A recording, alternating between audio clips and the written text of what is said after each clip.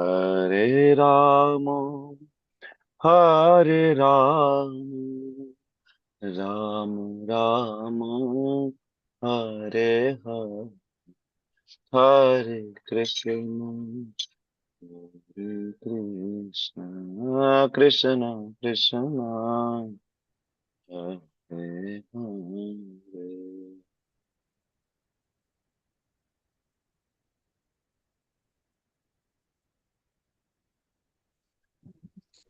हरे कृष्ण प्रभु जी, दंडवत प्रणाम। हरे राजेंद्र कृष्ण पधार्या प्रभु प्रभु जी, जी। सादर प्रणाम। हरे सादर कृष्ण प्रणाम। प्रभु हरे कृष्ण प्रणाम। प्रभु इंद्राणी जी, विनीता माता प्रणाम। जी, हरे शशि कृष्ण माता प्रभु जी, जी, दंडवत प्रणाम। जिज्ञासा माता जी, जगन माता, जयश्री माता जी, सुरक्षा माता जी, अल्पा गौर माता जी, शीरल हरे पाठक कृष्ण माता प्रभु जी, जी।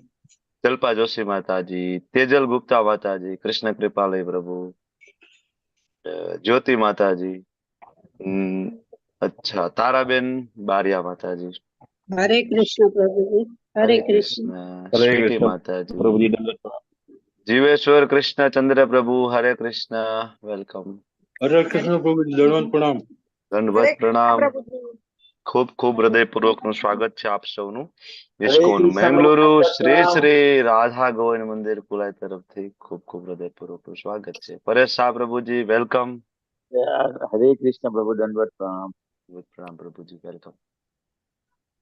રતિલાલ ઠક્કર પ્રભુ, ભાનુબેન કાવઠિયા માતાજી, બધાનું હું ખૂબ ખૂબ હૃદયપૂર્વકનું સ્વાગત કરું છું જે હમણાં જોડાયા છે આ બધા જ વહાલા વૈષ્ણવ। યશ મુકેશ પ્રભુ, નૈના ઠક્કર માતાજી, જાગૃતિ ભાલિયા માતાજી, हिरणमयी केशवी माता जी, हरे कृष्ण प्रभु जी।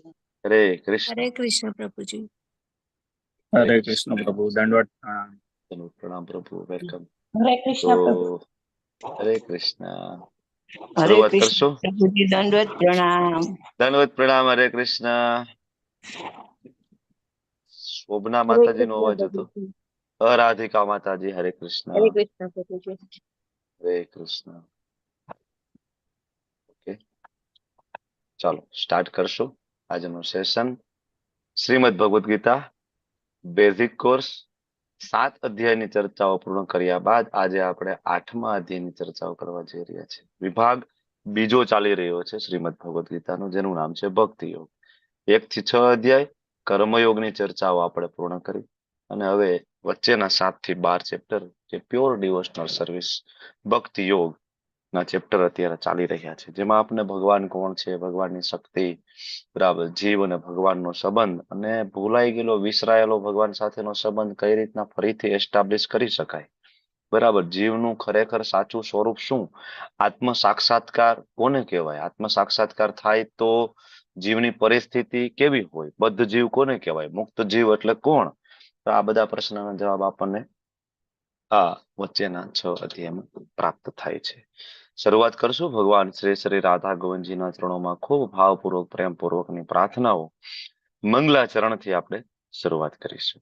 ઓમ અજ્ઞાન તિમિરાંધસ્ય જ્ઞાનાંજન શલાકયા ચક્ષુર્મિલિતમ યેન તસ્મે શ્રી ગુરુવે નમઃ।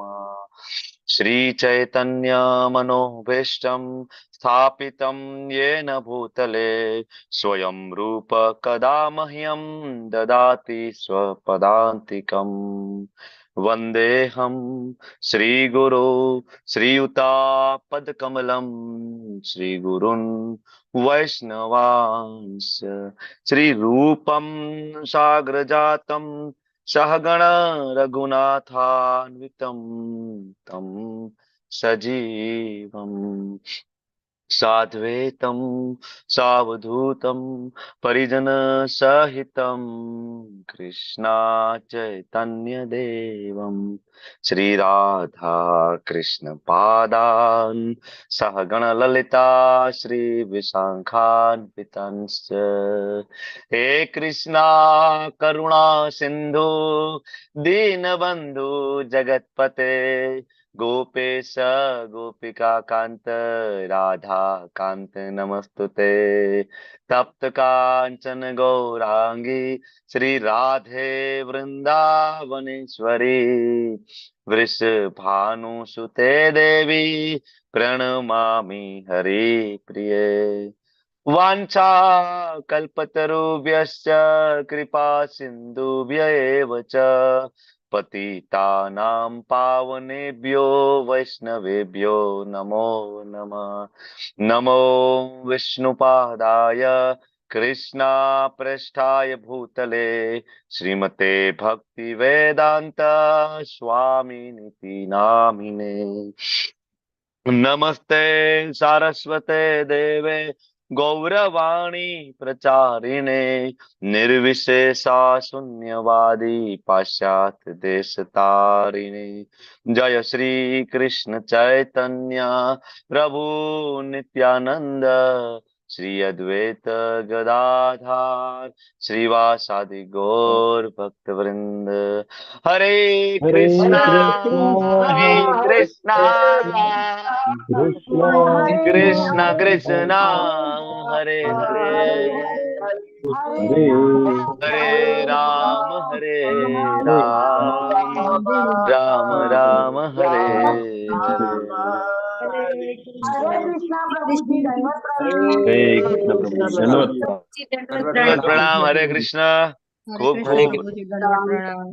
कल्पेश परमार प्रभु, उर्मिला साधु माताजी, श्वेनी माताजी, पुष्पा वैष्णव माताजी, कृष्णा दवे माताजी, जयेंद्र मेवाड़ा प्रभु, मंजुला मेवाड़ा माताजी, आरती माताजी, शोभना वोरा माताजी અને બધા જ વહાલા વૈષ્ણવ જે હમણાં જોડાયા છે પણ વિડીયો ઓફ છે એવા બધા જ પાર્ટિસિપેન્ટ નું હૃદયપૂર્વક સ્વાગત કરું છું। આજે આપણે ચર્ચા કરવા જઈ રહ્યા છીએ। બીના માતાજી હરે કૃષ્ણ, વેલકમ। યસ માતાજી, हरे कृष्णा प्रभु जी दंडवत प्रणाम। ધન્યવાદ પ્રણામ પ્રભુ। કીર્તિ કુમાર વારિયા પ્રભુ, વેલકમ। સ્વાગત છે આપ સૌનું। प्रणाम। ધન્યવાદ પ્રણામ, વેલકમ। મુક્તિ માતાજી હરે કૃષ્ણ। કેટલા બધા બિઝી હોય મારા માતાજીઓ, હરે મારા કૃષ્ણ। પ્રભુજીઓ। હરે કૃષ્ણ। કોઈ પ્રભુજી કાર ડ્રાઈવ કરી રહ્યા છે, માતાજીઓ મોટા ભાગના રસોઈમાં કિચનમાં વિડીયો ઓન રાખીને ક્લાસ એટેન્ડ કરી રહ્યા છે।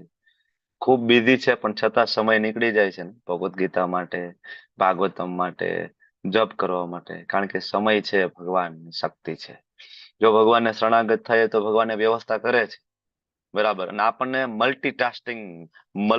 મલ્ટીટાસ્કિંગ બનાવી દે છે। ઓલો મોબાઈલમાં એક ફીચર્સ આવે ને મલ્ટીટાસ્કિંગ, એક સાથે ઘણા બધા કામ થાય।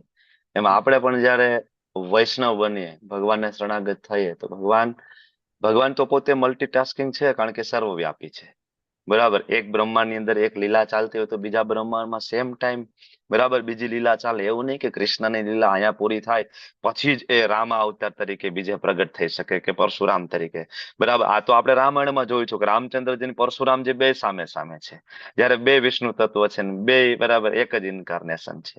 તો ભગવાન તો મલ્ટીટાસ્કિંગ છે જ, બરાબર। જયારે સમુદ્ર મંથનની કથા આપણે સાંભળીએ છીએ, વાંચીએ છીએ તો એમાં જો ભગવાન કૃષ્ણ છે, બરાબર, એ જ કૃષ્ણ પાછા મોહિની સ્વરૂપે છે, એ જ કૃષ્ણ છે એ પાછા કુર્મ અવતાર તરીકે નીચે બિરાજમાન છે, એ જ કૃષ્ણ છે મુંદ્રાચલ પર્વત ઉપર અજાત તરીકે બરાબર બિરાજમાન છે।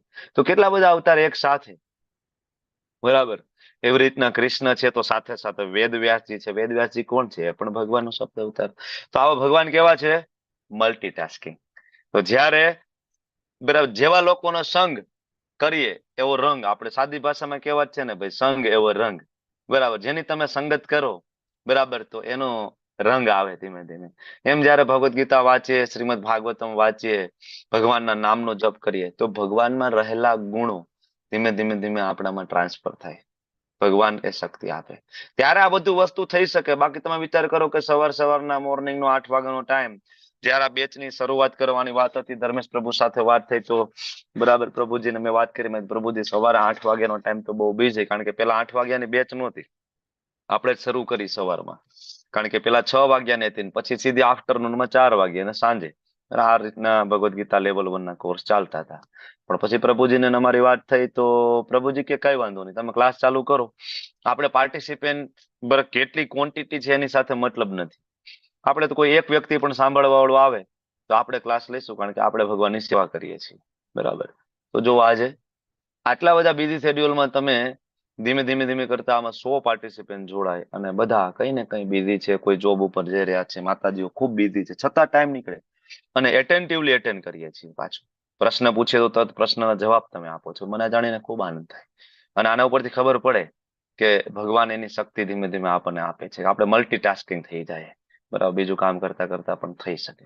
ઓકે, તો આજનો અધ્યાય અક્ષર બ્રહ્મ યોગ, પરમાત્માની પ્રાપ્તિ, અને સાદી ભાષામાં કહું તો મૃત્યુનું સાયન્સ.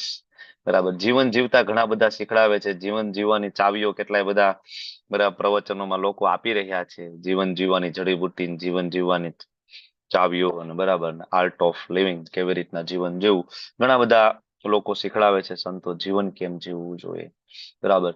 પણ આ ચર્ચાઓ જનરલી થતી નથી કે ખરેખર મરવાનું કેવી રીતના છે, જે એક અટલ સત્ય છે. મૃત્યુ એક એવું છે અટલ સત્ય, બરાબર ને. આજ કોકનો વારો આવ્યો છે, કાલ મારો વારો આવશે, પરમદી તમારા બધાનો ધીમે ધીમે વારો આવશે. એટલે પરમદી એટલે ચિંતા ના કરતા, એક એક્ઝામ્પલ આપું છું, પણ વારો આવશે. વળી પાછા તમને ચિંતા થાય એવું નહીં, પણ વારો આવશે, એ અટલ સત્ય છે. બરાબર ને. અહીંયા કોઈ આપણે અમરપટ્ટો લઈને આવ્યા નથી, જવાનું તો છે.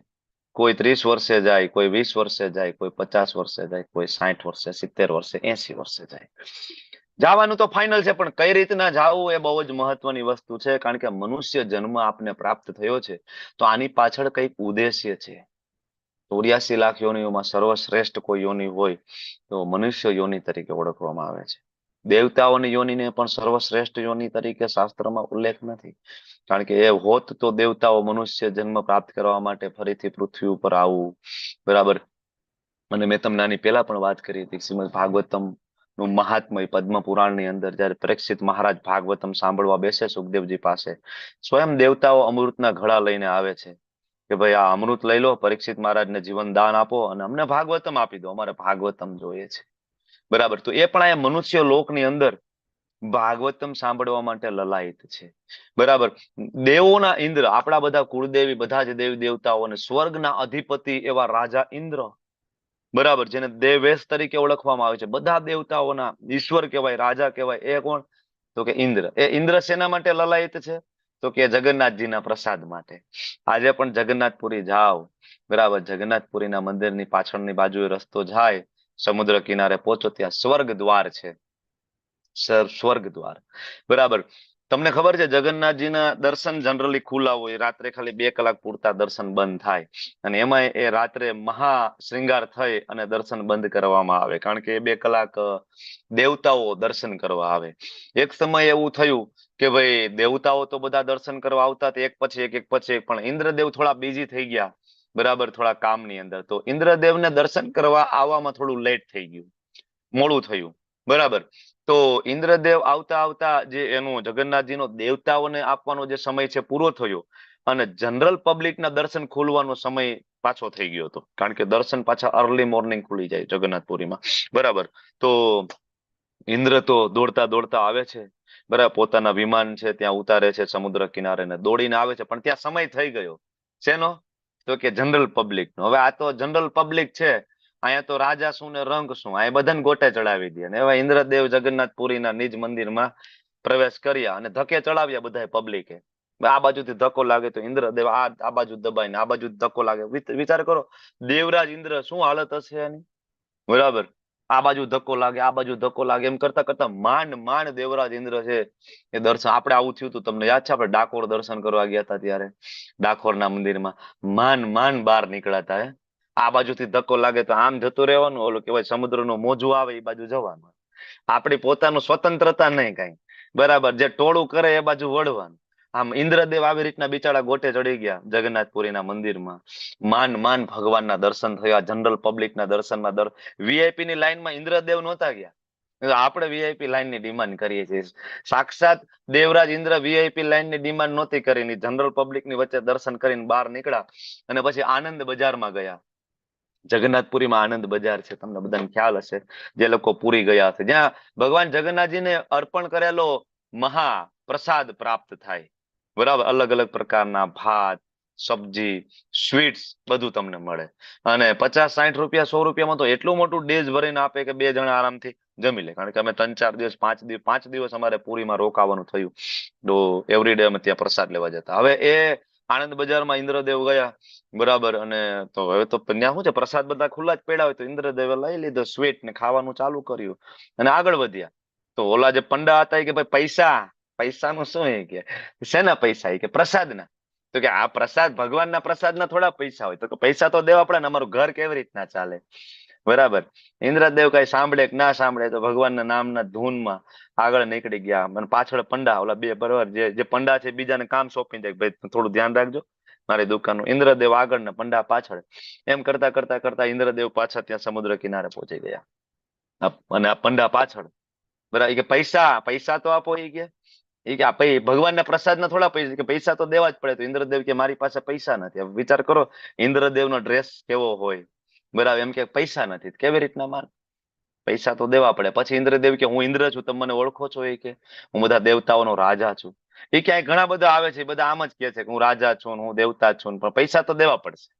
આ જગન્નાથજીના પંડા છે, ઇન્દ્રને ના મૂકે એટલે તમે સંછેડતા નહીં ક્યારેય, બરાબર. એ ઇન્દ્રને મૂક્યા નથી, એની પાસે રોકડા કઢાવ્યા છે, બરાબર.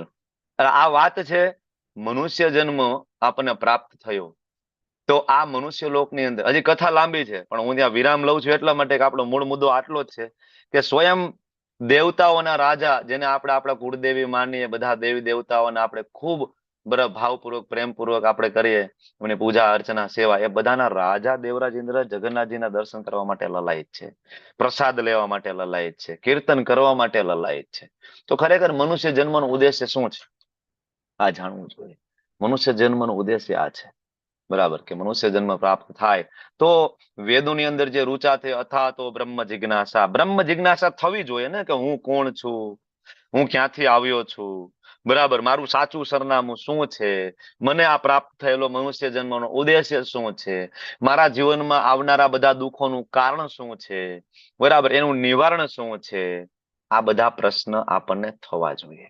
જો આપણને આ પ્રશ્ન ના થાય અને આપણે ખાલી ખાવા માટે, ખાલી સુવા માટે, ખાલી ભય એટલે બેંક બેલેન્સ કરીએ, ઘર બનાવીએ, આપણી સેફટી રાખીએ, ઘર પરિવારની સેફટી રાખીએ, અને જાતીય જીવન, બરાબર, સ્ત્રી પુરુષના સંબંધો, જો 4 વસ્તુ માટે જ આપણે જીવન જીવતા હોય ને, તો આપણા અને શેરીમાં ફરતા કૂતરા એ બેમાં કોઈ તફાવત નથી. કારણ કે કૂતરાને અથા તો બ્રહ્મ જિજ્ઞાસા થાય નહીં. અથા તો બ્રહ્મ જિજ્ઞાસા આપણને થવી જોઈએ કે ભાઈ હું કોણ છું, મારો મનુષ્ય જીવનનો ઉદ્દેશ્ય શું? તો એવું મહામૂલો મનુષ્ય જન્મ પ્રાપ્ત થાય. શ્રીમદ ભાગવતમની અંદર પ્રહલાદ મહારાજ વર્ણન કરે છે મનુષ્ય જન્મનું મહાનતા વિશે. ક્યારેક સમય મળે તો જરૂર ચર્ચા કરજો, વાંચજો.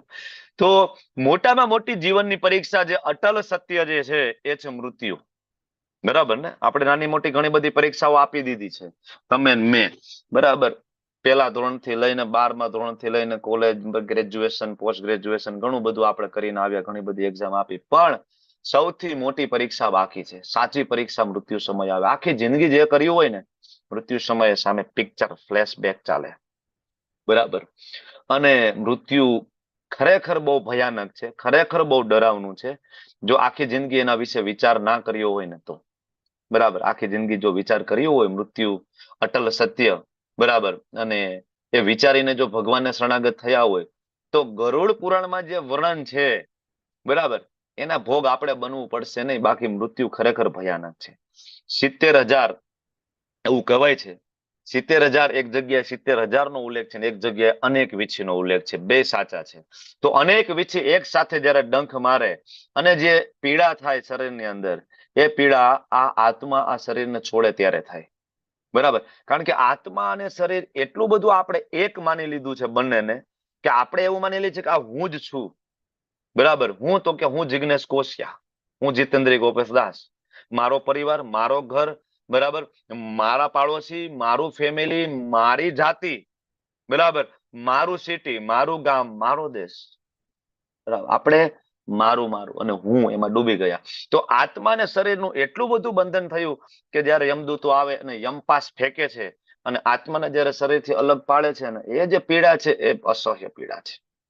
એ સમયે પરિવારજનો યાદ આવે, બરાબર, એટલે તમે જો ઘણા બધા નો જીવ જાય નહીં, મારો દીકરો આવી જાય, મારો દીકરો, આવું રટણ છેલ્લે ચાલુ થઈ જાય. તમે જોયું હશે ને, મારો દીકરો આવી જાય, મારી દીકરી ક્યાં છે, મારો દીકરાનો દીકરો ક્યાં છે, આવું બધું રટણ ચાલુ થાય. ભગવાનનું નામ મુખ ઉપર આવે, આવા બહુ વિરલાઓ આપણે કદાચ જોયા હોય કે છેલ્લે બધી આસક્તિ છૂટી જાય અને માત્ર ભગવાનના નામમાં લીન થાય.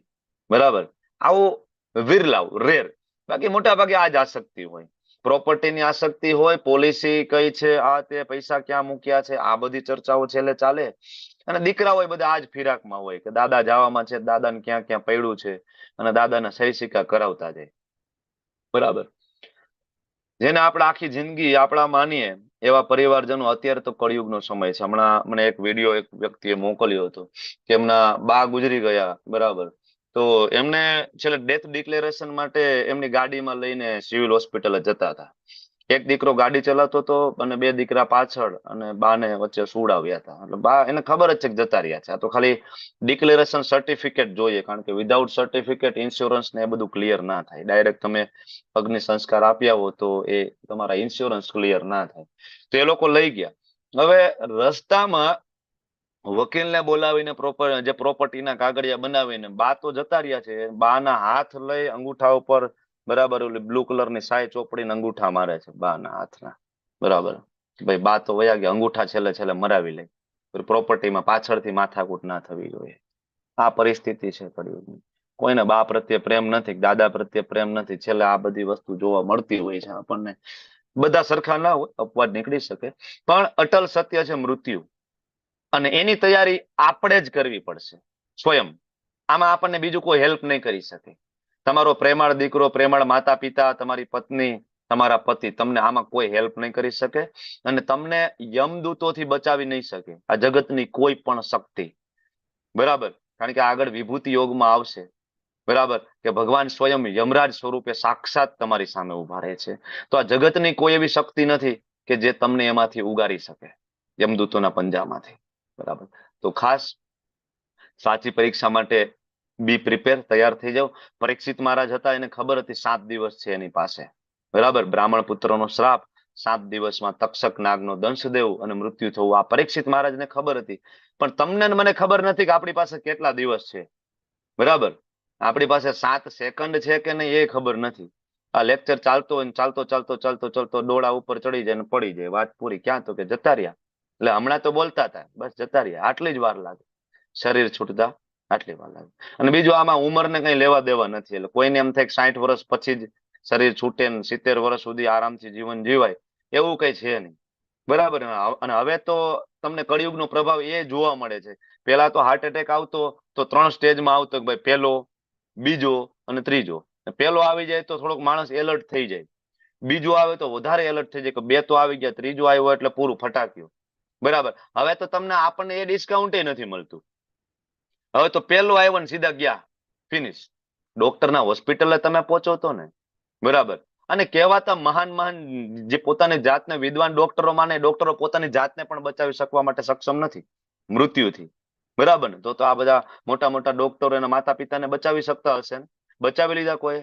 બરાબર ને, તો રૂપિયા પૈસા ધન સંપત્તિ કામમાં આવતા નથી. તો પછી મુકેશભાઈ અંબાણીના, બરાબર, પિતાજી ધીરુભાઈ અત્યારે આપણી સાથે હોય. બરાબર ને, જો પૈસાથી, બરાબર, મૃત્યુને ટાળી શકાતું હોય, સંપત્તિથી, જ્ઞાનથી નહીં. મૃત્યુ અટલ સત્ય છે, ધ્યાનમાં રાખવું જોઈએ. તો એ મૃત્યુને સમજવા માટે કેવી રીતના મરવાનું છે, અક્ષર બ્રહ્મ યોગની ચર્ચા કરશું. અધ્યાય નાનો છે અને 6 વિભાગમાં વહેંચેલો અધ્યાય છે. તમે લોકો લેવલ 2 માં આવશો તો આપણે અલગ અલગ પ્રકારના જે યોગી છે, તપસ્વી છે, જે ઓમનું ઉચ્ચારણ કરે છે, જે નિરાકાર, જે શક્તિનું ધ્યાન કરતા હોય, જે અષ્ટાંગ યોગી છે અને જે ભક્તિ યોગી છે, આ બધા અલગ અલગ પ્રકારના જે માર્ગમાં જતા યોગીઓ, બરાબર, બધાના મૃત્યુ વિશે આ એક અધ્યાયમાં ચર્ચા છે. પણ અહીંયા આપણે લેવલ 1 ના અનુસંધાને બહુ ડિટેલ ચર્ચામાં નથી જતા, જ્યારે લેવલ 2 અને ભક્તિ શાસ્ત્રીમાં ડિટેલ ચર્ચામાં આપણે જરૂરથી જઈશું. ઓકે, તો હવે ગયા અધ્યાય જ્યારે પૂર્ણ થયો ત્યારે મેં તમને લોકોને કહ્યું હતું કે છેલ્લા 7મા અધ્યાયમાં છેલ્લા 2 શ્લોક એવા આવ્યા. કયા? 7.29 અને 7.30. જો સરસ હું તમને આગળના અધ્યાય સાથેનું કનેક્શન સમજાવું. પેલા અધ્યાયમાં સ્ટેજ સેટઅપ થયું, બીજા અધ્યાયમાં એક સાથે બધા પ્રશ્નોના જવાબ આપ્યા, તો ત્રીજા અધ્યાયમાં ભગવાને કર્મયોગ કરવાનું કહ્યું, ચોથો અધ્યાય દિવ્ય જ્ઞાન આપ્યું. અર્જુન પાછા કન્ફ્યુઝ થયા કે ત્રીજો અધ્યાય કર્મયોગ કે ચોથો અધ્યાય દિવ્ય જ્ઞાન. તો પાંચમા અધ્યાયમાં અર્જુને પાછો પ્રશ્ન પૂછ્યો કે પ્રભુ જ્ઞાન કે કર્મ, નોલેજ કે એક્શન, મારે શું કરવાનું? તો પાંચમા અધ્યાય ભગવાને ક્લેરિટી આપી કે અર્જુન, બે રસ્તા જુદા જુદા નથી. તું બરાબર, આ તારી સમજણ ખોટી છે. જ્ઞાન યુક્ત કર્મ કરવાનું. ત્રીજો અધ્યાય કર્મયોગ, ચોથો અધ્યાય જ્ઞાન કર્મ સંન્યાસ યોગ. અર્જુન, જયારે જ્ઞાન દ્વારા કર્મ કરવામાં આવશે તો એ કર્મ એવું થશે કે જેને કર્મ સંન્યાસ યોગ તરીકે ઓળખવામાં આવે, જે પાંચમો અધ્યાય. બરાબર. કર્મ કરતા કરતા સંન્યાસીની જે ગતિ પ્રાપ્ત થાય, સેમ ગતિ એ ગૃહસ્થને પ્રાપ્ત થાય. બરાબર. એ કર્મ સંન્યાસ યોગ, કૃષ્ણ ભાવના યુક્ત કર્મયોગ કેવી રીતના કરવું જોઈએ એ આપણે શીખ્યા. અર્જુનના મનમાં એક ડાઉટ હતો, જંગલમાં જતો રહો અને તપશ્ચર્યા કરું, એક પગે હિમાલયમાં ઉભો રહું, વેદો વાંચું, તો આ તો વધારે શ્રેષ્ઠ કહેવાતું હશે ને? તો ભગવાને એનો એ ડાઉટ દૂર કરવા માટે આખો છઠ્ઠો અધ્યાય અષ્ટાંગ યોગ આપ્યો. અને એ અષ્ટાંગ યોગના અંતે ભગવાને એ ક્લેરિફાય કરી દીધું કે અર્જુન, ખરેખર યોગી જે છે ને તો ભક્તિ યોગી છે. યોગી નામ અપી સર્વેશામ મદગતેન અંતરાત્મના શ્રદ્ધાવાન ભજતે યો મામ સમયુક્ત તમમત. બરાબર ને? ઉત્તમ યોગી કોણ? બરાબર, તો કે ભક્તિ યોગી. એટલે ભગવાન અહીંયા કોઈ વેદાંતિની વખાણ નથી કરતા કે એને વેદાંતિ મને બહુ ગમે છે, ઉચ્ચ કક્ષાનો વેદાંતિ છે, ભાઈ આને ચારે ચાર વેદો કંઠસ્થ છે, શ્લોકો સરસ આવડે છે. ભગવાન અહીંયા કોઈ કર્મયોગી કર્મકાંડીની ચર્ચા નથી કરતા કે ભાઈ સારા યજ્ઞ કરાવે છે, આની કર્મકાંડની વિધિ બહુ સારી છે, દેવતાઓ પ્રસન્ન થઈ જાય એવી વિધિ કરે છે. ભગવાન એ ચર્ચા નથી કરતા. ભગવાન અહીંયા સકામ કર્મયોગી એટલે કે જે પુણ્ય કર્મ કરતા હોય, ગરીબોને ધાબળા ઓઢાડે, એને અન્ન આપે, બરાબર, જે કઈ દાન આપે અનાથ આશ્રમના, વૃદ્ધાશ્રમમાં, ભગવાન એની ચર્ચા નથી કરતા. બરાબર. ભગવાન કર્મયોગીની નહીં, જ્ઞાન યોગીની નહીં, ભગવાન ધ્યાન યોગીની નહીં, અષ્ટાંગ યોગી, હઠ યોગીની ચર્ચા નહીં. ભગવાન એક જ વસ્તુ કહે છે, મત ગત્યન અંતરાત્મના, જેના અંતરાત્મામાં મત એટલે કે હું છું, ચિંતન મારું છે, શ્રદ્ધાવાન, જેને મારામાં શ્રદ્ધા છે, ભજતે, જે મારું ભજન કરે છે, યો મામ. 6.47 શ્લોક વારંવાર વાંચજો, વારંવાર. તમારા મનમાંથી બધા ડાઉટ નીકળી જશે જે અત્યારે જે ચાલી રહ્યું છે સમાજની અંદર, અલગ અલગ મત પત, બરાબર, જે અલગ અલગ ગાઈડન્સ આપી રહ્યા છે લોકોને કે તમે ધ્યાન કરો, તમે મેડિટેશન કરો, તમે રાજયોગ કરો. ઘણા બધા એવા લોકો છે, કર્મ હી પૂજા હે, બરાબર, નીતિમત્તા પૂર્વક કર્મ કરો, બીજું કઈ જરૂર નથી કરવાની. આવા વિરલાઓ તમને બરાબર ચોકમાં જાવ એટલે 15 જણા મળી જશે. ભાઈ ભક્તિ કઈ કરવાની ન હોય, તિલક કરવાની જરૂર નથી, કંઠી પહેરવાની ન હોય, મારા ભક્તિનો એવો દેખાડો કરવાની જરૂર નથી, અમે કરીએ છીએ, નીતિમત્તાથી કામ કરીએ ને, બીજી કઈ જરૂર નથી. આવા વિરલા મળશે. બીજા એક એવા મળશે, ભાઈ માનવ સેવા જ પ્રભુ સેવા છે, મંદિરમાં જઈને ઠાકોરજીને 56 ભોગ લગાડો, એના કરતા ગરીબોને આપો, ગરીબોને ખવડાવો. બરાબર. શિવજી ઉપર દૂધ ચડાવવાની જરૂર નથી, બરાબર, એ દૂધ ગરીબોને આપો. હવે જયારે બર્થડે હશે ત્યારે 400 રૂપિયાની કેક મોઢા ઉપર ચોપડતા છે, ત્યારે વાંધો નથી, પણ શિવજી ઉપર 10 રૂપિયાનું દૂધ એક વાટકી ચડાવવામાં પ્રોબ્લેમ થઈ જતો હશે. બરાબર ને? આ જે લોકો અત્યારે જે મોડર્ન વિચારો વાળા, એની તમે બર્થડે પાર્ટીમાં જાઓ, કેવી રીતના પૈસાનો દુર્વ્યય થાય છે. લગ્નની અંદર, બરાબર, લગ્ન વિધિ શાસ્ત્રિક વિધિ છે, હકીકતે એ વ્યવહારિક પ્રસંગ નથી. સમાજને ભેગો કરી અને આપણે એને 56 ભોગ ખવડાવીએ એ પ્રસંગ નથી. એ વૈદિક મર્યાદામાં થતી એક વિધિ છે.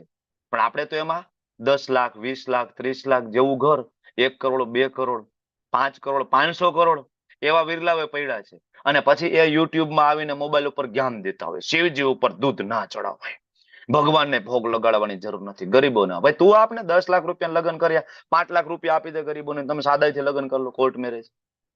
બરાબર. મેરેજ તો એ કહેવાય ને, સામે સામે હાર પહેરી લો, બ્રાહ્મણને બોલાવીને મંદિરમાં 4 ફેરા ફરલો, 2000 રૂપિયામાં લગ્ન થઈ જશે, કરો નહીં, ત્યાં પ્રોબ્લેમ નથી. બરાબર. ખાલી ગામને જ્ઞાન આપવાનું છે. તો આવા લોકોથી જો ખરેખર બચવું હોય તો આપણી પાસે પણ જ્ઞાન હોવું જોઈએ એને આન્સર આપવા માટે કે એક્ઝેક્ટ શાસ્ત્ર શું કહે છે. શાસ્ત્ર આ બધાને એપ્રિશિએટ કર્યા નથી. આ બધા કર્મયોગી, સકામ કર્મયોગી, દાનવીર, આવા બધા, બરાબર, વેદાંતિઓ, જ્ઞાનીઓ, આને ભગવાને એપ્રિશિએટ નથી કર્યા. અને હજી આ કન્ફ્યુઝન તમારું 12મા અધ્યાયમાં હજી દૂર થશે. 12મા અધ્યાયની અંદર, ત્યાં સુધી થોડી ધીરજ ધરજો. તો આ 7મા અધ્યાયમાં 2 શ્લોક એવા આવ્યા કે, બરાબર, આપણે જે ચર્ચા કરીએ 6ઠા અધ્યાયના અંતે પહોંચીને ભગવાને કીધું કે મારું ચિંતન કરો, તો અર્જુને કીધું પ્રભુ તમારું ચિંતન કરવું હોય તો થોડું તમારા વિશેનું જ્ઞાન આપો ને, જેથી હું તમને સમજી શકું, તમને ઓળખી શકું, તો તમારું ચિંતન થાય. મારે તમારી ભક્તિ કરવી છે. તમે કીધું ને ભજતે યો મામ, મારી કોઈ ભક્તિ કરે તો ઉત્તમ કક્ષાનો યોગી છે. અમારે કરવી છે પ્રભુ, તમારા વિશેનું જ્ઞાન આપો. ભગવાન કે શો કે પરમેશ્વરનું જ્ઞાન 7મો અધ્યાય ચાલુ થયો, જ્ઞાન વિજ્ઞાન યોગ. બરાબર, ભગવાને પોતાના વિશેની ચર્ચા કરી. ભગવાને શરૂઆત કરી કે પંચમહાભૂત, બરાબર, મન બુદ્ધિ અહંકાર મારી શક્તિ છે. તો એનો મતલબ એવો કે આ જગતમાં આની બહાર કઈ જ નથી. આ જગતની અંદર પંચમહાભૂત મન બુદ્ધિ અહંકારની બહાર કઈ નથી. તો ભગવાન કૃષ્ણની પોતાની શક્તિ છે. પછી તો કે પરા એટલે કે જીવ મારી શક્તિ છે. તો કે જીવ અને બરાબર એ પરા અને અપરા, બે શક્તિની બહાર આ જગતની અંદર કઈ નથી. તો ભગવાન કે મારી શક્તિ છે. ભગવાને 7મા અધ્યાય એમ કીધું કે મત પરતરમ ન અન્યત કિંચિત અસ્તિ ધનંજય. હે અર્જુન સાંભળી લો, મારાથી ઉપર પરમ સત્તા કોઈ નથી. જે પરમ સત્તા કહો, પરમ ઈશ્વર કહો, ભગવાન કહો, પરમાત્મા કહો, સુપ્રીમ કહો, બરાબર, એ હું છું. નિરાકાર બ્રહ્મ ને પ્રતિષ્ઠા, બરાબર, એની સ્થાપના મારા શરીરમાંથી એ નીકળે છે. બરાબર, અથવા તો બરાબર બ્રહ્મણો હિ પ્રતિષ્ઠા અહમ 14.27 ભગવાન કહે. તો નિરાકાર બ્રહ્મ મારા આશરે રહેલું છે. પરમાત્મા મારો જ વિસ્તાર શિરોદક્ષાય વિષ્ણુ, બરાબર, એ પરમાત્મા છે. પણ હું ભગવાન કૃષ્ણ છું. બરાબર, અને એ સ્વયં જો બ્રહ્માજી સરસ મજાનું ક્યારેક આ તમારે ભગવદ ગીતા પૂરી થઈ જાય ને પછી તમે શ્રીમદ ભાગવતમ સ્કંદ પેલો, પછી ત્યારે તમે સ્કંદ બીજામાં આવશો ને, બીજાના 5મો અધ્યાય જે સર્જનની જે ચર્ચા છે ને, સુંદર પ્રશ્ન પૂછે છે નારદજી બ્રહ્માજીને. એટલા સરસ પ્રશ્ન પૂછે છે કે આપણને અત્યારે લાગુ પડે. સ્વયં નારદ જેમ કે છે કે હે બ્રહ્માજી, હે મારા પિતાજી, ક્યારેક તો મને એવું લાગે છે કે તમે જ ભગવાન હોય. ત્યારે બ્રહ્માજી એમ કે છે બેટા હું ભગવાન નથી. ભગવાનની માયા શક્તિ એટલી બધી પ્રબળ છે ને કે લોકોને એવું લાગે કે હું ભગવાન છું. એમ આજે લોકો ભગવાનની માયા શક્તિથી એટલા બધા મોહિત થયેલા છે કે ભગવાન કૃષ્ણને ભગવાન નથી માનતા. બધા દેવ દેવતાઓને ભગવાન માનશે, બધાને. આ ભગવાન છે, આ ભગવાન, આ ભગવાન, આ ભગવાન. રામ અને કૃષ્ણને ભગવાન માનતા નથી. બધા પોતપોતાના ગુરુને ભગવાન બનાવવા માંડ્યા. અલગ અલગ મત અને પથ છે, પોતાના ગુરુને ભગવાન કરીને વચ્ચે બેસાડી દીધા. બરાબર, કેટલા એવા લોકો છે તો કે નિરાકાર તેજ, બરાબર, ભગવાન તો કે એનું કોઈ સ્વરૂપ નથી, ભગવાનનો કોઈ આકાર નથી. મારો આકાર છે, મારા પપ્પાનો આકાર છે, મારા દાદાનો આકાર છે, અમારી આખી પેઢીનો આકાર છે, પણ પેઢીની શરૂઆત કરનારો એનો આકાર નથી. નિરાકાર, લોજિકલ નથી એ વાત. બરાબર, તમે મને એક વસ્તુ બતાવો કે નિરાકારમાંથી જેનો પેલા કોઈ આકાર નહોતો ને અત્યારે એ અસ્તિત્વ ધરાવતું હોય. લોજિકલ વસ્તુ એ શક્ય નથી. શાસ્ત્રની વસ્તુ જુદી તમે સાઈડમાં મૂકો, શાસ્ત્રના હજારો રેફરન્સ છે કે ભગવાન સાકાર સ્વરૂપે છે. બરાબર, પણ લોજિકલી વિચારો, તમારા ઘરમાં રહેલું લાકડાનું ફર્નિચર પેલા વૃક્ષ સ્વરૂપે હતું, વૃક્ષ પેલા બીજ સ્વરૂપે હતું. બરાબર, આકાર સ્વરૂપે હતું. આકારમાંથી આકાર આવે, નિરાકારમાંથી આકાર ન. ઓકે, તો આવા બધા લોકો આપણને મળશે અને આ બધાને આન્સર આપવા માટે ભગવાન પોતાનું જ્ઞાન આપ્યું. અને 7.7 ભગવાને એ સ્ટાન્ડર્ડ કરીને આપી દીધું કે હું જ ભગવાન છું. મારા ઉપર પરમ સત્તા કોઈ નથી. ઇન્ટુ બ્રેકેટ નથી લખ્યું. બરાબર, કે હે અર્જુન સાંભળી લો, મારાથી ઉપર કોઈ નથી. તો ઇન્ટુ બ્રેકેટ એવું નથી લખ્યું કે ભાઈ આમાં એક્સક્લુઝન. બરાબર, નહીં, હું જ છું. ઓકે, તો આ બધી ચર્ચા કરી. અને આ જયારે ચર્ચા ચાલતી હતી ને, તો એમાં આ 2 શ્લોક એવા આવ્યા કે અર્જુન કન્ફ્યુઝ થયા. ભગવાનને કીધું પ્રભુ, બરાબર, કે ભગવાન ઉભા રહો, ઉભા રહો, ઉભા રહો. તમે તમારું જ્ઞાન આપો છો પણ થોડી બ્રેક રાખો, કારણ કે આ 2 શ્લોક મને ના સમજાયા. બરાબર, એટલે આ 2 શ્લોક જે છે એમાંથી બધા શબ્દ ઉપાડીને અર્જુન પૂછે છે ભગવાન પેલા મને આ સમજાવી દો ને પછી તમે પાછું કન્ટિન્યુટીમાં આગળ વધજો. ભગવાન કે કાંઈ વાંધો નહીં, શું ડાઉટ હતો બોલ ને. ત્યારે કહે છે કે અર્જુન ઉવાચ કિમ તદ બ્રહ્મ કિમ અધ્યાત્મમ કિમ કર્મ પુરુષોત્તમ અધિભૂતમ ચ કિમ પ્રોક્તમ અધિદેવમ કિમ ઉચ્યતે. હે ભગવાન, હે પુરુષોત્તમ, બ્રહ્મ શું છે, આત્મા શું છે, સકામ કર્મ શું છે, ભૌતિક જગત શું છે, દેવો શું છે, કૃપા કરીને મને સમજાવો.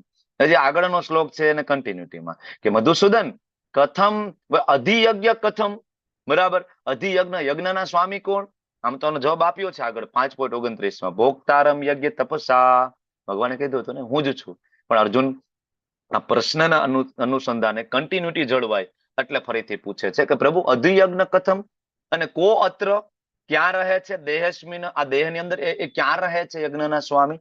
અને પ્રયાણ કાલે ચ કથમ જ્ઞેયોસી, મૃત્યુ જયારે આવે ને પ્રભુ તો કથમ કેવી રીતના એને જાણશું અમે? અર્જુનને ખબર છે કે મૃત્યુ સમયે કોને યાદ કરવાના છે, એટલે ભગવાનને કહે છે ભગવાન તમે તમારા મોઢે કહો ને કે મૃત્યુ સમય કોને યાદ કરવા જોઈએ. તો આવા અલગ અલગ 8 પ્રશ્ન અર્જુન પૂછે અને એ 8 પ્રશ્નના જવાબ એટલે 8મો અધ્યાય. 8 પ્રશ્ન 8 જવાબ 8મો અધ્યાય. બરાબર, સિમ્પલ. તો પેલો પ્રશ્ન તો કે બ્રહ્મ. ત્યારે ભગવાન કહે છે કે અર્જુન બ્રહ્મ એટલે કે આ જીવ. અહમ બ્રહ્માસ્મિ. બ્રહ્મ એટલે જીવ અને પરમ બ્રહ્મ એટલે ભગવાન. બ્રહ્મ એટલે જીવ, પરમ બ્રહ્મ એટલે ભગવાન. વેદોની અંદર ભગવાન કૃષ્ણને પરમ બ્રહ્મ તરીકે બરાબર એમને સંબોધન કરવામાં આવ્યું. તો પેલો પ્રશ્ન હતો બ્રહ્મ એટલે જીવ. તો અર્જુનને તરત બીજો પ્રશ્ન થયો તો પ્રભુ એ જીવનો સ્વભાવ એને શું કહેવાય? એટલે મારે અધ્યાત્મ વિશે જાણવું છે.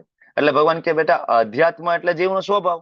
એટલે જો તમે લોકો અહીંયા કેટલા એવા વિરલાઓ છે કે જે આ લેવલ 1 ની બેચમાં 30 વખત 25 વખત થી જોડાય છે, છતાં એને આનંદ આવે છે. કામ એવું શું કામ થાય? બરાબર, મેં આની પેલા વાત કરી છે, કદાચ 1000 કરોડનું બજેટ વાળું મૂવી હોય ને તો તમે 25 વાર જોવા નહીં જાવ, જાશો? તમે 5 વાર જોવા ના જાવ, હું એમ કહું છું. તમે એક વાર 300 રૂપિયાની ટિકિટ લઈને બીજી વાર કોઈ એમ કહેશે કે આવું છે, તમે કહો ના. બરાબર, ઇવન એ એમ કહેશે કે ટિકિટના પૈસા હું આપી દઉં, હાલ ત્રીજી વાર મારી સાથે જોવા, તમે કહો ના. 1000 કરોડના બજેટ વાળું મૂવી આપણે બીજી ત્રીજી વાર ના જોવા જઈએ. પણ અહીંયા લોકો એવા વિરલા છે આપણી વચ્ચે જે 20 વખત 30 વખત ત્યાં ભગવદ ગીતાના કોર્સમાં છે. વાય? આવું શું છે? કારણ એ છે કે જીવનો સ્વભાવ જ અધ્યાત્મ છે. એટલે અંદર રહેલા આત્માને પોષણ મળે છે, જેથી આમાં આનંદ આવે છે. તુષ્યંતી ચ રમંતી ચ. તુષ્ટિ થાય છે, મન એમાં રમે છે. બરાબર. અર્જુનના બીજા પ્રશ્નનો જવાબ. તો હવે કે સતત તો અધ્યાત્મમાં જીવ છે નહીં. જેવો આ ક્લાસ પૂરો થાય એટલે જીવ તરત અધ્યાત્મમાંથી બહાર નીકળે ને ક્યાં વયો જશે? કામમાં લાગી જશે. એટલે અર્જુન ત્રીજો પ્રશ્ન પૂછે, પ્રભુ સકામ કર્મ એટલે શું? તો ભગવાન કહે છે જે જીવ અધ્યાત્મમાંથી બહાર નીકળે, અધ્યાત્મમાં ના પડે અને જે કર્મ કરે સકામ કર્મ કે જેને નવા નવા શરીર તરફ દોરી જશે, તો અર્જુન એ સકામ કર્મ છે.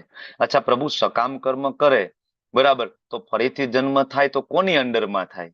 એટલે કન્ટિન્યુટીમાં પ્રશ્ન છે અધિભૂત. એટલે ભગવાન કહે છે અર્જુન અધિભૂત એટલે ભૌતિક પ્રકૃતિ, અને ભૌતિક પ્રકૃતિના અંડર, ભૌતિક પ્રકૃતિ એટલે માયાદેવી, સત્વગુણ રજોગુણ તમોગુણ, એની અંડરમાં એને નેક્સ્ટ બર્થ પ્રાપ્ત કરવો પડશે. અચ્છા તો એ ભૌતિક પ્રકૃતિ છે એનું મેનેજમેન્ટ કોણ કરે? એમાં અલગ અલગ બધી વસ્તુઓ જે છે એનું મેનેજમેન્ટ કોણ કરે? જેમ કે ભૌતિક પ્રકૃતિની અંદર પૈસાની જરૂર પડે તો સંચાલન લક્ષ્મી દેવી કરે, બુદ્ધિની જરૂર પડે તો સંચાલન સરસ્વતી દેવી કરે, બળની જરૂર પડે તો હનુમાનજી મહારાજ સંચાલન કરે, અન્નની જરૂર પડે માતા અન્નપૂર્ણા સંચાલન કરે. તો ભાઈ આ બધું સંચાલન કોણ કરશે ભૌતિક પ્રકૃતિનું? એટલે આગળનો પ્રશ્ન છે અધિદેવ. બરાબર, એટલે દેવ, આ બધા દેવ. અને આ બધા દેવ જે છે એના અધિ કોણ? અધિ એટલે અધિકારી, અધિ એટલે સુપ્રીમ. કે આ બધા જે દેવતાઓ આ ભૌતિક પ્રકૃતિને અહીંયા લોકલી મેનેજ કરે, તો એના અધિકારી એટલે સુપ્રીમ કોણ? બરાબર, એટલે ભગવાને કીધું એ પરમાત્મા છે. કારણ કે ભગવાન કૃષ્ણ સ્વયં અહીંયા મેનેજ કરવા આવતા નથી. અહીંયા એમ કહી શકે ને કે ભાઈ અધિયજ્ઞ તો હું પોતે કૃષ્ણ, પણ ભગવાન તો ગોલોક વૃંદાવન ધામમાં બીજી છે એમના ગોપ બાળો સાથે. એ ડાયરેક્ટલી અહીંયા ઇન્વોલ્વ થવા નથી આવતા આ જગતની અંદર. 9મો અધ્યાય તમે લેવલ 2 માં ભણશો તો તમને અચિંત્ય ભેદાભેદના જે શ્લોક આવશે તો થોડું વધારે ત્યારે ક્લિયર થશે તમને કે કૃષ્ણ સુપ્રીમ છે પણ ડાયરેક્ટ ઇન્વોલ્વ ના થાય. હું તમને એક નાનું ઉદાહરણ આપી દઉં કે તમારા ગામમાં તમારે જીબી નું બિલ ભરવા જવું હોય તો તમારે જીબી ના તમે ઓફિસે જાઓ, બિલ ભરો, તો ત્યાં કઈ જે જીબી નો જે વળવો છે ઓલ ઓવર ગુજરાતનો તમને ત્યાં ન મળે. બરાબર, અને એ જે જીબી નું જે ખાતું છે જે મંત્રાલય હેઠળ હોય એ મંત્રી તમને ત્યાં ના મળે. અને એ મંત્રી જેનું કેબિનેટ મિનિસ્ટર હોય બરાબર, એ પ્રેસિડેન્ટ નરેન્દ્ર મોદીભાઈ ત્યાં બેઠા ના હોય. તમે એવી અપેક્ષા ના રાખે કે હું જીબી નું બિલ ભરવા જાઉં ન્યાય મોદી સાહેબ હોય, ઇન્કમ ટેક્સ ભરવા જાઉં ન્યાય મોદી સાહેબ, બધા તમને મળવાના નથી. બરાબર, કારણ કે એને સેવા આપી દીધી, ડાયરેક્ટ એનું ઇન્વોલ્વમેન્ટ નથી. એમ અહીંયા ભગવાને સેવા આપી દીધી છે શિરોદક્ષાય વિષ્ણુ, તો એ બધું મેનેજમેન્ટ કરે છે. બધા દેવતાઓના અવતાર પણ શિરોદક્ષાય વિષ્ણુમાંથી થાય. એટલે ભગવાન કે અધિયજ્ઞ એટલે પરમાત્મા. અચ્છા ક્યાં રહે છે ભગવાન આ અધિયજ્ઞ? ત્યારે ભગવાન કહે છે અર્જુન એ બધાના હૃદયમાં રહે છે. અને મૃત્યુ સમયે એને કેવી રીતના જાણવાના? આ પ્રશ્નના જવાબ માટે ભગવાન આખું ચેપ્ટર લે છે. તો આવી રીતના ભગવાન ત્રીજા ચોથા શ્લોકમાં આન્સર આપી દેશે. પૂર્ણ પુરુષોત્તમ ભગવાન શ્રી કૃષ્ણ બોલ્યા કે અર્જુન અવિનાશી તથા જે દિવ્ય જીવ છે એને બ્રહ્મ કહેવાય. એનો જે સનાતન જે સ્વભાવ છે એ અધ્યાત્મ છે, બરાબર, જેને આત્મ તરીકે પણ ઓળખવામાં આવે છે તો અધ્યાત્મ. ઓકે, અને જીવોનો જે ભૌતિક શરીરનો વિકાસ થવાની પ્રક્રિયા છે એની સાથે સંકળાયેલું કર્મ એને સકામ કર્મ. જો શું કામ ભગવદ્ ગીતા સકામ કર્મ કરવાની ના પાડે છે? કારણ કે સકામ કર્મ નવું ભૌતિક શરીર આપવા માટેની એક પ્રોસેસ બને છે. તમે બહુ પુણ્ય કરશો તો તમને નવું શરીર મળશે દેવતાઓનું, બરાબર, ઉપરની યોની. તમે ક્યાંક રાજા બનશો, ખૂબ ધનવાન બનશો, ખૂબ જ્ઞાની બનશો, સાયન્ટિસ્ટ બનશો, બરાબર. કઈક એવા પુણ્ય કર્મ સારા કર્મ હશે તો તમને એવું સુખ સાહેબી વાળું શરીર પ્રાપ્ત થાય. પણ એનો કોઈ મતલબ અલ્ટિમેટલી રહેતો નથી. ક્ષીણે પુણ્ય મૃત્યુલોકમ વિશંતિ. જેવા પુણ્ય પૂરા થાય પછી પૂરું. એટલે સકામ કર્મ ભગવદ્ ગીતા ના પાડે છે. જેને આખું જગત કરે છે પુણ્ય કર્મ, આખું જગત, બધા એનજીઓ જેની પાછળ પડેલા છે, એ ભગવદ્ ગીતા એ ના પાડે છે. એ કરવું જોઈએ નહીં. સકામ કર્મને કન્વર્ટ કરો અકર્મમાં અને અકર્મક કરો, જેનું કર્મ બંધન નથી. ઓકે, એટલે આ રીતના જેવું કર્મ કરશો એ પ્રકારની યોની પ્રાપ્ત થાય. જો બહુ ભોગ ભોગવવાની ઈચ્છા થાય તો એવી યોની પ્રાપ્ત થાય કે જેમાં ભોગ ભોગવવા માટેના કોઈ નિયમો નથી. કૂતરો, બરાબર, એમાં કોઈ નિયમ નથી, ગમે ત્યાં તમે ભોગ ભોગવી શકો. બહુ ગંદુ ખાવાની ઈચ્છા હોય તો એવી યોની પ્રાપ્ત થાય કે એમાં આ જગતનું ગંદામાં ગંદુ તમે ખાઈ શકો છો ને એ તમને ટેસ્ટી લાગે. ડુક્કર, બરાબર ને? અને બહુ દાન કરવાની ઈચ્છા થાય, બરાબર, અને રાજા મહારાજા બનવાની ઈચ્છા થતી હોય તો ભગવાન એવું સ્વર્ગની અંદર એવા દેવતા, બરાબર, દેવતાના અંશ તરીકે તમે બર્થ આપે. પણ જો કોઈ ભક્તિ કરે તો પછી એ ભગવાનની લીલામાં પ્રવેશ કરે છે, બરાબર. તો આવી રીતના બરાબર, ભગવાન કહે છે કે હે દેહધારીઓમાં શ્રેષ્ઠ અર્જુન, નિરંતર પરિવર્તનશીલ. આગળ પ્રશ્ન હતો, પ્રભુ અધિભૂત એટલે શું કહેવાય? તો ભગવાને કીધું, અર્જુન, આ નિરંતર પરિવર્તનશીલ જે પ્રકૃતિ છે ને એને અધિભૂત કહેવાય. જો આ પ્રકૃતિ, ભૌતિક પ્રકૃતિ એટલે નેચર, નિરંતર પરિવર્તનશીલ છે કે નહીં? બરાબર. સાદું ઉદાહરણ આપીએ કે ધારો કે કોઈ વ્યક્તિ, બરાબર, કોઈ ગામની અંદર 2 વર્ષ પહેલા ગયો હોય ને અત્યારે પાછો જાય તો, બરાબર. આપણે બહુ, હું તમને ગુજરાતનું એક્ઝામ્પલ આપું. અમદાવાદમાં 2 વર્ષ પહેલા ગયા ને અત્યારે અમદાવાદમાં જાય તો, બરાબર. સુરતમાં કોઈ 5 વર્ષ પહેલા ગયું હોય ને અત્યારે સુરત જાય તો, બરાબર, એવું લાગે ને, મળે જ નહીં આપણને, બરાબર. અમે સુરતમાં રહેતા હતા 97, બરાબર, બરાબર, 2003 સુધી, બરાબર, 2003 સુધી. અત્યારે તમે સુરત જાઓ તો એ સુરત જ નથી. તમને એવું લાગે કે આ કોઈ અલગ જગ્યા આવી ગયા છે. એટલા બધા ઓવરબ્રિજ છે, એટલું બધું ડેવલપમેન્ટ છે. અને આ તો નિરંતર પરિવર્તનશીલ છે. એવું નથી કે આટલા સમયમાં, બરાબર, ગઈકાલે જે હતું આજે નથી. સેમ વસ્તુ આપણો શરીર છે, આપણા પ્રકૃતિનો ભાગ છે શરીર. તો શરીરમાં પણ નિરંતર ચેન્જીસ આવે છે, નિરંતર. કાલે હતું એ શરીર આજે નથી તો આપણે એવું લાગે છે, બરાબર. કેટલાય બધા ડેડ જે સેલ છે એ ડેડ થાય છે, બરાબર, અને એ સેલ છે મૃત્યુ પામે છે. ઓકે, તો ભૌતિક પ્રકૃતિની વાત થઈ, પછી દેવતાઓની વાત થઈ, અને એના અધિદેવ કોણ છે એ પ્રશ્ન અહીંયા પૂછવામાં આવ્યો હતો. ભગવાને કીધું કે સૂર્ય, ચંદ્ર, આ બધા જે દેવતાઓ જે છે, બરાબર, અને એ જેની અંડરમાં કામ કરે છે એ ભગવાનનું જે વિરાટ સ્વરૂપ જે છે, બરાબર, એ ભગવાન અધિદેવ છે. અને ક્યાં રહે છે? હવે ઘણા બધાને પ્રશ્ન એમ થાય કે ભગવાન કૃષ્ણ છે, પરમાત્મા નથી, બરાબર, પરમાત્મા કોઈક બીજું છે. આવો એક મત અને પથ, બરાબર, એ બહુ પ્રચાર પ્રસાર કરતા હોય કે કૃષ્ણ છે, ભગવાન નથી. એ તો કૃષ્ણની અંદર કાલ પ્રવેશ કરી ગયો હતો એને ભગવદ્ ગીતા બોલી છે. કૃષ્ણની અંદર પરમાત્મા પ્રવેશ કરી ગયા હતા એને ભગવદ્ ગીતા બોલી છે, બરાબર ને? શશી માતાજી, કૃષ્ણની અંદર શિવ બાબા પ્રવેશ કરી ગયા હતા એને ભગવદ્ ગીતા બોલી છે. કેમ ભાઈ બાજુમાં કોઈ સોફા સેટ, ખુરશી એમને મળી નહીં કે ભાઈ કૃષ્ણને એમ કે ભાઈ, કારણ કે તો શક્તિશાળી હોય ને, કૃષ્ણની અંદર પ્રવેશ કરીને બોલી શકે તો પોતે શક્તિશાળી તો હોય. તો એ બાજુમાં સોફા સેટ મૂકી અને ત્યાં બેસી અને કૃષ્ણને કહે, ભાઈ કૃષ્ણ, તમે આ બધા ઘોડાને થોડો ઘાસચારો આપો અને મારે અર્જુનને ભગવદ્ ગીતા કહેવાની છે, એટલે તમે થોડું ઘાસચારો નહીં કરો તો હું ભગવદ્ ગીતા કહી દઉં. પણ આવું કે લખ્યું નથી, નહીતર આપણે માની લઈએ. હજારો લોકો છે, બરાબર, એના ફોલોવર્સ છે, બરાબર, ને ફોલો કરતા હોય કે ભગવાન કૃષ્ણ ભગવદ્ ગીતા નથી બોલી. પણ એવો એક શ્લોક લઈને તમે મને આપો કે જેમાં વેદવ્યાસજી, સુખદેવજી, બરાબર, કે એમાં કોઈ પણ એવું સ્ટેટમેન્ટ આપ્યું હોય કે કૃષ્ણએ ભગવદ્ ગીતા નથી બોલી. જ્યારે ભગવાને 7મા અધ્યાયમાં પોતાનું નામ આપ્યું, બહુનામ જન્મનામ અંતે જ્ઞાનવાન મામ પ્રપદ્યતે વાસુદેવ સર્વમિતિ સ મહાત્મા સુદુર્લભ. જ્યારે બે વ્યક્તિ વચ્ચે વાત થાય તો મોટા ભાગે નામ નો લે. ધારો કે તમારી મારી વાત થતી હોય તો હું કઈ વારંવાર મારું નામ લઈને ન કહું, ભાઈ હું જીતેન્દ્ર ગોપેશ દાસ બોલું છું, શશી માતાજી તમે સાંભળજો, બરાબર. આવી રીતના વાત ન થાય. હું વાત કરું તો હું એમ કહું ભાઈ હું, મારું, બરાબર? તમે મારા ઘરે આવો. હું તમને ઇન્વાઇટ કરું તો હું તમને શું કહું? તમે મારી ઘરે આવો. કે હું તમને એમ કહું કે હું જીતેન્દ્ર ગોપેશ દાસ છું, તમે મારી ઘરે આવો. આવી રીતના વાત ન થાય, બરાબર? એટલે ભગવાને બને ત્યાં સુધી મામ શબ્દ વાપર્યો છે.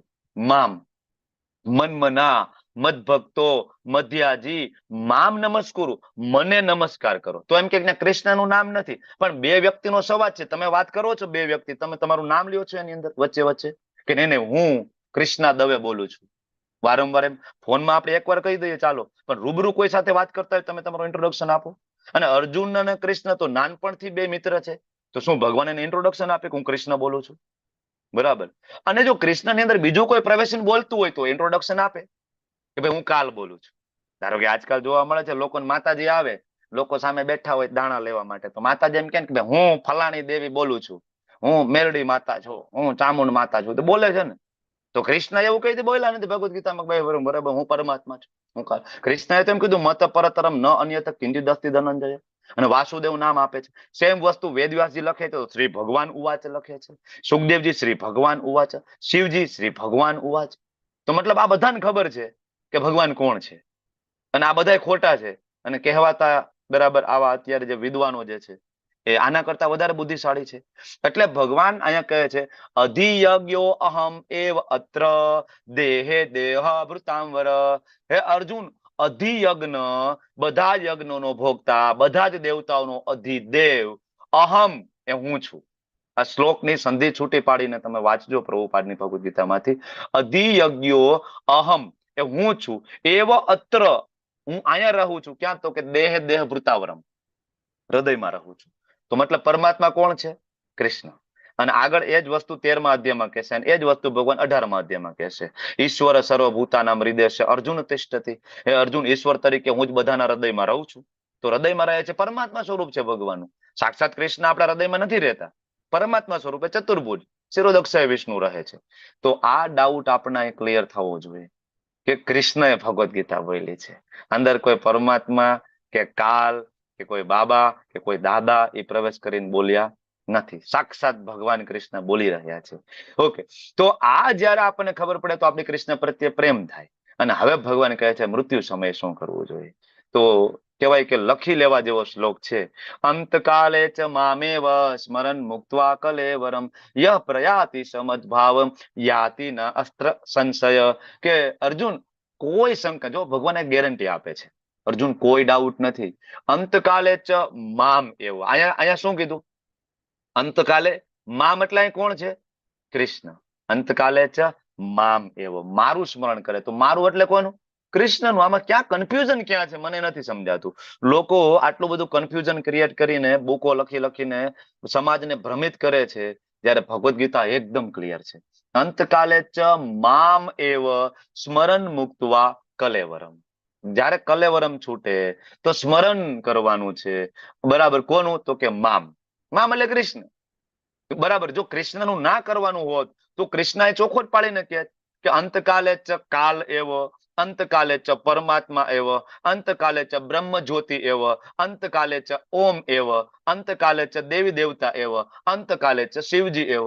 નહીં, એ તો ક્લિયર છે. અંતકાલે ચ મામ એવ સ્મરણ મુક્ત્વા કલેવરમ યહ પ્રયાતિ સમદ્ભાવમ યાતિ ન અસ્તિ અત્ર સંશય. કોઈ ડાઉટ નથી. જો મૃત્યુ સમયે ભગવાનનું સ્મરણ કરે, વિરલાવો હોય જેના મૃત્યુ સમયે બરાબર ભગવાનનું નામ એના મુખ ઉપર હોય.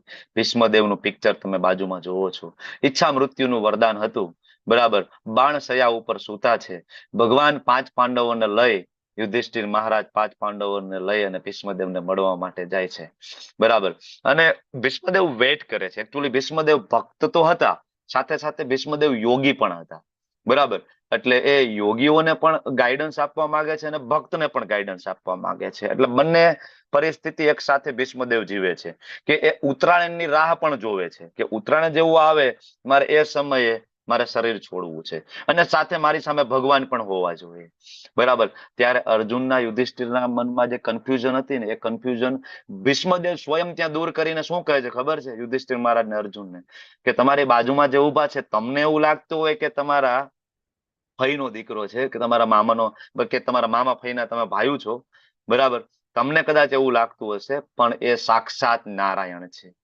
તમારી બાજુમાં જે કૃષ્ણ ઉભા છે ને એ ભગવાન છે, એ જ નારાયણ છે, એ જ પરમ બ્રહ્મ છે. તમે કદાચ એને ના ઓળખતા હોય તો આ ભીષ્મદેવ મહાભારતની અંદર આખો ઉપદેશ માટે આખું એક મહાભારતની અંદર એક પર્વ છે અને ખૂબ જ્ઞાન આપે છે ભીષ્મદેવ ભગવાન વિશે. 5 પાંડવોને 5 પાંડવો પછી રાજગાદી ઉપર બેસવા માટે સંમત થાય છે. તો મૃત્યુ શૈયા ઉપર સૂતા છે ભીષ્મદેવ. કેવું મૃત્યુ થાય છે? ભગવાનને કહે છે ભગવાન તમે ક્યાંય જતા નહીં, મારી સામે ને સામે રહેજો, કારણ કે મારો છેલ્લો સમય આવી ગયો, મારે હવે જતું રહેવું છે. તો ભગવાનના હાથમાં ભીષ્મદેવનો હાથ છે અને ભીષ્મદેવ ભગવાનની વાંગમય સેવા કરી રહ્યા છે, મનથી ભગવાનની પૂજા કરી રહ્યા છે, વિષ્ણુ સહસ્ત્ર નામ બોલી રહ્યા છે અને શરીર છૂટે છે. આને કહેવાય આઈડિયલ ડેથ. Ideal death. તમને એમ થાય કે આવું થાય કલિયુગની અંદર? થાય. બરાબર. હું તમને નામ આપી શકું પ્રભુપાદના એટલા એવા અગણિત શિષ્યો, બરાબર, જે આપણી વચ્ચેથી અત્યારે જતા રહ્યા છે, કેટલા બધા શિષ્યો, બરાબર, કેટલાય બધાના એક્ઝામ્પલ આપણી સામે સેટ છે. એક એક્ઝામ્પલ તમને આપું, કૃષ્ણ બલરામ ટેમ્પલ, તમે વૃંદાવન જાઓ તો ત્યાં અખંડ ધૂન ચાલે છે, હરે કૃષ્ણ મહામંત્રનું કીર્તન. એ રીએસ્ટાબ્લિશ કરનાર, બરાબર, એ પ્રભુપાદના શિષ્ય હિઝ ગ્રેસ આયેન્દ્ર પ્રભુ. આયેન્દ્ર પ્રભુએ સેટ કર્યું. પોતે ફોરેન બોડી, પોતાનું શરીર ફોરેનર, પણ ભગવાનના એટલા પરમ ભક્ત ને વૃંદાવન પ્રત્યે એટલો બધો પ્રેમ હતો, બધું છોડીને વૃંદાવન આવી ગયા ને વૃંદાવન છોડીને ક્યાંય જવું નહીં, બરાબર, સતત ભગવાનના કીર્તનમાં લીન. એક દિવસ રાત્રે ભગવાનના કીર્તનનું રેકોર્ડિંગ કરતા હતા, કારણ કે પોતે ખૂબ સુંદર ગાતા હતા.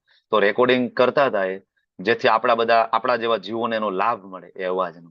રેકોર્ડિંગ કરતા હતા એમાં એના બ્રહ્મચારી આશ્રમમાં એના રૂમમાં રહેલો એક ગેસનો સિલિન્ડર બાટલો અંદર ફાટ્યો, બરાબર, અને કયો દરવાજા કે ખોલવા ગયા હશે, બરાબર, એવું કોઈને ખબર નથી, કારણ કે કોઈ ખખડાયો એવો કોઈ અવાજ કોઈ સાંભળ્યો નથી. પણ થોડાક વાર પછી જોયું તો દરવાજાના નીચેથી ધુમાડો નીકળે છે, અને બીજા બધા બ્રહ્મચારીઓ ગયા ને દરવાજો ખોલીને જોયું તો ધુમાડો બધો બહાર નીકળી ગયો, બરાબર. પછી જે દ્રશ્ય જોયું, આયેન્દ્ર પ્રભુ દંડવત પ્રણામ કરીને સૂતા છે ને કૃષ્ણ બલરામ જે ભગવાન જે છે એના જે વિગ્રહ, બરાબર, એના પગ પકડીને સૂતા છે આયેન્દ્ર પ્રભુ અને શરીર છૂટી ગયું છે. વિચાર કરો કે આવું ડેથ કેવી રીતના થાય? ધુમાડો ભરાઈ ગયો છે આખા રૂમની અંદર, સફોકેશન થઈ ગયું છે, બરાબર, અંદર બ્રેન હેમરેજ થવા માંડે, શરીર છૂટતું હોય, તમને કેવી રીતના યાદ આવે કે દંડવત પ્રણામ કરું ભગવાનના પગ પકડું? આવા જ, બરાબર, શિલ પ્રભુપાદજીના શિષ્યના શિષ્ય, બરાબર, કદમ કાનન મહારાજ, હિઝ હોલીનેસ કદમ કાનન મહારાજ, એમનું શરીર પણ હમણાં 6-8 મહિના થયા ભગવત ધામ ગયા. કેવી રીતના શરીર છૂટ્યું? ભગવાનનું કીર્તન કરતા કરતા. કીર્તન ચાલુ છે, એના ગુરુ મહારાજ બાજુમાં છે, બરાબર, અને એના ગુરુ મહારાજના ખોળામાં માથું મૂકી દે છે અને હરે કૃષ્ણ મહામંત્ર બોલતા બોલતા શરીર છૂટે છે. શ્રી પ્રભુપાદજીનું શરીર કેવી રીતના છૂટ્યું છે? ભગવત ધામ કેવી રીતના ગયા છે? વૃંદાવનમાં બેડ ઉપર સૂતા છે, શ્રીમદ ભાગવતમના શ્લોકો બોલી રહ્યા છે, બરાબર. એના શિષ્યો બાજુમાં ડિક્ટોફોન લઈ અને રેકોર્ડ કરી રહ્યા છે. પ્રભુપાદ, બરાબર, ભાવાર્થ બોલે છે, વેદો માંથી રેફરન્સ આપતા જાય છે અને શિષ્યો રેકોર્ડ કરે છે. આજે પણ એ video last moment of Srila Prabhupada યુટ્યુબમાં તમને મળશે. તો કોઈને શંકા છે કે ભગવાનના મહાન સંત ભગવત ધામ ગયા કે ના ગયા? કારણ કે ભગવાનનું પોતાનું સ્ટેટમેન્ટ છે, અંતકાલે ચ મામેવ સ્મરણ મુક્ત્વા કલેવરમ. ત્યારે પ્રભુપાદ છેલ્લે ભાગવતમના શ્લોકો બોલે છે, પ્રભુપાદ ભાગવતમનો પ્રચાર કરે છે, પ્રભુપાદ રેકોર્ડિંગ કરાવતા કરાવતા શરીર છૂટ્યું છે. ડોક્ટરોના પેરામીટર ખોટા પડે છે, ચર્ચા બહુ લાંબી છે, પણ કહેવાનો મતલબ એ છે કળિયુગમાં પણ આ શક્ય છે, બરાબર. ભીષ્મદેવ ભગવાન શ્રી કૃષ્ણને વીર રસમાં પ્રેમ કરતા હતા, બરાબર, એટલે ભીષ્મદેવ છે ભક્ત હતા. એટલે ભીષ્મદેવને મહાભારતની દ્રષ્ટિએ જોવો તો અલગ કેરેક્ટર લાગે, ભીષ્મદેવને શ્રીમદ ભાગવતમની દ્રષ્ટિએ જોવો તો અલગ કેરેક્ટર લાગે, બરાબર. બેવડું જીવન ભીષ્મદેવ જીવતા હતા કૃષ્ણ પક્ષમાં, ભગવાનના ભક્ત હતા, ભગવાનની યોજનાબદ્ધ થઈ સામેના પક્ષમાં રહ્યા હતા, બરાબર. અને છેલ્લે ભગવાનને કીધું, ભગવાન હું તમને વીર રસમાં પ્રેમ કરું છું, મારી સામે તમે એ જ રીતના ઉપસ્થિત રહો, મારું શરીર છૂટવાનો સમય આવે છે. ભીષ્મદેવ યાદ કરે છે, ભગવાન મને યાદ છે કુરુક્ષેત્રની યુદ્ધ ભૂમિ ઉપર જ્યારે હું તમારા પ્રિય અર્જુન ઉપર તીરની વર્ષા કરતો હતો ને, અર્જુનને તીર લાગતા હતા, પેલા તો તમને લાગતા હતા તો તમે કઈ કર્યું નહીં, પણ પછી તમારા અર્જુનને 2-3 તીર લાગ્યા હાથમાં, અને ભગવાન તમારો ક્રોધ ભભૂક્યો અને તમે રથ ઉપરથી જમ્પ મારીને જેવી રીતના સિંહ ત્રાળ નાખે છે, બરાબર, જેવી રીતના સિંહ છલાંગ મારે જેવી રીતના તમે છલાંગ મારીને રથ ઉપરથી નીચે આવ્યા, બાજુના રથનું પૈડું લઈને તમે મારી સામે ઘસી આવતા હતા.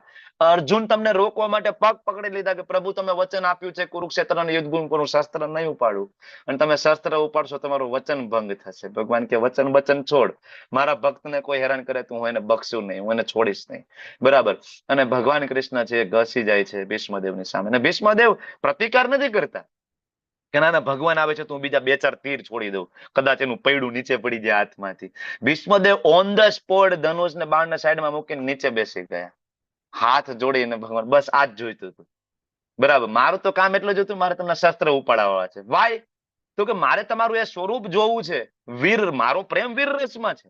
તમે જમ્પ મારીને દોડીને મારી સામે આવો છો, ધૂળની ડમરીના કારણે તમારો વાળ માં ગોલ્ડન કલરની ઝાંય પડે છે, ઘૂઘરાળા વાળ, તમારા પ્રશ્વેદ બિંદુ, બરાબર, એ કહેવાય હીરાની માફક તમારા મુખ ઉપર શોભે છે, અને બસ મારે આ દર્શન કરવા છે. તરત ભીષ્મદેવ શરણાગત બેસે છે. પછી ભગવાન એને જ્ઞાન આપે છે, ભગવદ ગીતાનું જ્ઞાન આપે છે, ભાગવતમનો ઉપદેશ આપે છે, અને શરીર છૂટે. આ છે આઈડિયલ ડેથ. બરાબર. અને આવું વૈષ્ણવ આપણા આચાર્ય, આપણા ગુરુ, લગભગ બધાનું મૃત્યુ બરાબર આ ટાઈપનું થયું છે, આ રીતના શરીર છોડીને ગયા છે. પછી એ હિઝ હોલીનેસ ગોર ગોપાલ બરાબર ગોસ્વામી મહારાજ હોય, બરાબર, ગોર ગોવિંદ ગોસ્વામી મહારાજ હોય, કે પછી કદમ કાનન મહારાજ હોય, કે પછી હમણાં જ હિઝ હોલીનેસ ગોપાલ કૃષ્ણ ગોસ્વામી મહારાજ શરીર છૂટ્યું, ભગવત ધામ ગયા. આ તો બહુ જૂની વાત નથી, એનું ગ્લોરિફિકેશન સાંભળો ને તમે. બરાબર, હિઝ હોલીનેસ ગોપાલ કૃષ્ણ ગોસ્વામી મહારાજ ભગવત ધામ ગયા. નંદગ્રામમાં જે મંદિર છે, બરાબર, ત્યાંથી પૂજારી શોધતા ઇસ્કોન મંદિર આવે છે. કાં તો કે 3 દિવસથી કૃષ્ણ બલરામ સ્વપ્નમાં આવે છે, ગોપાલ કૃષ્ણને લઈને આવો. અમે તો ઓળખતા નથી, કારણ કે ઇસ્કોનના નથી. એ નંદગ્રામમાં જે મંદિર છે ઇસ્કોનના નથી. શોધતા આવે, 3 દિવસ શોધે છે. ગોપાલ કૃષ્ણ કોણ? ગોપાલ કૃષ્ણ સન્યાસી કોણ? અમે ઓળખતા નથી. એમ પછી કોઈ કીધું કે ભાઈ ઇસ્કોનમાં ઘણા સન્યાસી છે, તમે જાઓ ને. કૃષ્ણ બલરામ ટેમ્પલમાં આવે છે અને પૂછે છે ભાઈ તમારે કોઈ ગોપાલ કૃષ્ણ કરીને કોઈ સન્યાસી છે? તો કે હા છે ને, કે 3 દિવસ પહેલા એનું શરીર છૂટ્યું. 3 દિવસથી કૃષ્ણ બલરામ અમારા સ્વપ્નમાં આવીને કે છે ગોપાલ કૃષ્ણ ગોસ્વામીને જ સન્યાસીને લઈને આવો, અમારે એની સાથે ગાયો ચરાવવા જ આવી છે. બરાબર, 3 દિવસથી સુવા નથી દેતા કૃષ્ણ બલરામ, લઈને આવો. જાય છે. અને ઇતિહાસમાં પહેલી વાર એવું બને છે કે ઇસ્કોનના એક ગુરુનો ફોટો નોન ઇસ્કોનના મંદિરમાં એ લોકો વાજતે ગાજતે ગોપાલ કૃષ્ણ ગોસ્વામી મહારાજનો મોટો ફોટો લઈને નંદગ્રામમાં જાય છે, અને ત્યાં ફોટો મૂકે છે, બધા આરતી કરે છે. નોન ઇસ્કોન ડિવોટી, આ ઇસ્કોનના સંત આચાર્ય પ્રભુપાદના શિષ્ય હિઝ હોલીનેસ ગોપાલ કૃષ્ણ ગોસ્વામી મહારાજ. તો આ અત્યારે પણ છે. એવું નથી કે આ અત્યારે ભીષ્મદેવનું મૃત્યુ આવું થયું હતું જેવી રીતના ભગવદ ગીતામાં લખ્યું છે. આ હમણાંની વાત છે, 2-3 મહિના પહેલાની ખાલી વાત છે. આપણા ગુરુ આપને આ રીતના, તો આ બધા એક્ઝામ્પલ સેટ કરતા જાય છે. ને ભગવાન ભગવદ ગીતામાં કે છે તો છે, બરાબર, આ રીતના જઈ શકાય છે ભગવદ ધામ. ઓકે. તો યુધિષ્ઠિર મહારાજને યક્ષ પ્રશ્ન પૂછે છે કે આ જગતનું સૌથી મોટું આશ્ચર્ય કયું? બરાબર. ત્યારે યુધિષ્ઠિર મહારાજ જવાબ આપે છે, અહની ભૂતાની ગચ્છન્તિ યમાલયમ શેષ સ્થાવરમ ઇચ્છતિ કિમ આશ્ચર્યમ અત પરમ. બરાબર. એટલે આ બહુ મહત્વનો જવાબ યુધિષ્ઠિર મહારાજ આપે છે. યક્ષ એમ કે છે જગતનું સૌથી મોટું આશ્ચર્ય કયું છે? બરાબર. ત્યારે યુધિષ્ઠિર મહારાજ એમ કે છે કે પ્રભુ, આ જગતનું સૌથી મોટું આશ્ચર્ય એ છે કે હજારો લાખો નનામીઓ લોકોની સામે રોજ ઉઠે છે. અને આપણે તો કોરોનામાં જોયું છે, હોસ્પિટલના બેડ ઓછા પડતા હતા, અને ડેડ બોડીઓને રાખવા માટે ગેલેરીઓમાં ડેડ બોડીને સામાનની જેમ ખડકીને અમે રાખેલી છે. એઝ અ ડોક્ટર તરીકે ડ્યુટી કરેલી છે એ સમયે, બરાબર. અને ડેડ બોડીને એઝ અ સામાન તરીકે ઉપરા ઉપરી ગોઠવીને રાખેલી છે, કારણ કે જગ્યાઓ ઓછી પડતી. રાજકોટ સિવિલ હોસ્પિટલની હું તમને વાત કરું છું, જગ્યા ઓછી પડતી. તો આપણે તો આપણી સામે જોયું છે આ, બરાબર ને, મૃત્યુનો કહેવાય કહેર, છતાં પણ આપણે આંખો ખુલી ગઈ લોકોની? નહીં. એટલા અહીંયા અર્જુન એમ કે અત્યારે યુધિષ્ઠિર મહારાજ કહે છે કે અહની ભૂતાની ગચ્છન્તિ યમાલયમ રોજ થાય છે. હજારો લોકો, તમે સ્મશાનમાં જાઓ કેટલી ભીડ છે અત્યારે, મોટા મોટા સિટીમાં સ્મશાનમાં તરત વારો ના આવે, વેઇટિંગ હોય, બરાબર. અને હવે તો ઇલેક્ટ્રિક આવી ગયા, નાખો ને 15 મિનિટમાં પૂરું. બાકી તમે કયો લાકડાથી સળગાવવાનું જે પદ્ધતિ હતી એ અત્યારે સિટીમાં રાખે તો 2-2 દિના વેઇટિંગ આવે, બરાબર. કારણ કે લાકડામાં અગ્નિ સંસ્કાર આપે મિનિમમ 2.5-3 કલાક થાય એક ડેડ બોડી માટે, મિનિમમ 3 કલાક થાય, બરાબર. તો આ તો અત્યારે ઇલેક્ટ્રોનિક આવી ગયા, ડીઝલ આવી ગયા, પેટ્રોલના પણ આવી ગયા બાળવા માટેના મશીન, પણ તોય આપણે આંખ ખોલતી નથી. આ સૌથી મોટું આશ્ચર્ય છે. આપણને એવું નથી થતું મારે જવાનું છે, થાય છે? આપણને એવું નથી થતું. આપણા દાદા જતા રહ્યા, મારા દાદા જતા રહ્યા, મારા દાદીમાં જતા રહ્યા, તમારા પણ જતા રહ્યા હશે ઘણા બધાના, નાના જતા રહ્યા, નાનીમાં જતા રહ્યા, વડીલો જતા રહ્યા, પણ મારે તો હજી વાર છે, મારી પાસે બહુ ટાઈમ છે, બહુ સમય છે. આ સૌથી મોટું આશ્ચર્ય છે. બરાબર. તો આ તો એક વાત થઈ ગઈ કે ભગવાનને યાદ કરીએ તો ભગવત ધામ પ્રાપ્ત થાય, રાઈટ. હવે ધારો કે તમે કૃષ્ણને યાદ ના કરો તો આગળ તો એક શ્લોક આવ્યો હતો, મેં તમને ત્યારે સમજાવ્યું હતું, કૃષ્ણ બહુ પ્રેક્ટિકલ છે. યે યથા મામ પ્રપદ્યન્તે તામ તથૈવમ ભજામ્યહમ. જે લોકો મને જેવી રીતના શરણાગત થાય હું એને એ રીતના રેસિપ્રોકેટ કરું. કોઈ એમ કે કૃષ્ણ પૂર્ણ પુરુષોત્તમ છે તો ભગવાન એને એ રીતના જ્ઞાન આપે, પણ કોઈ એમ કે ના કૃષ્ણ છે ભગવાન નથી, બરાબર, બ્રહ્મ જ્યોતિ છે ભગવાન છે, તેજ છે ભગવાન છે, તો ભગવાન કે બેટા તથાસ્તુ.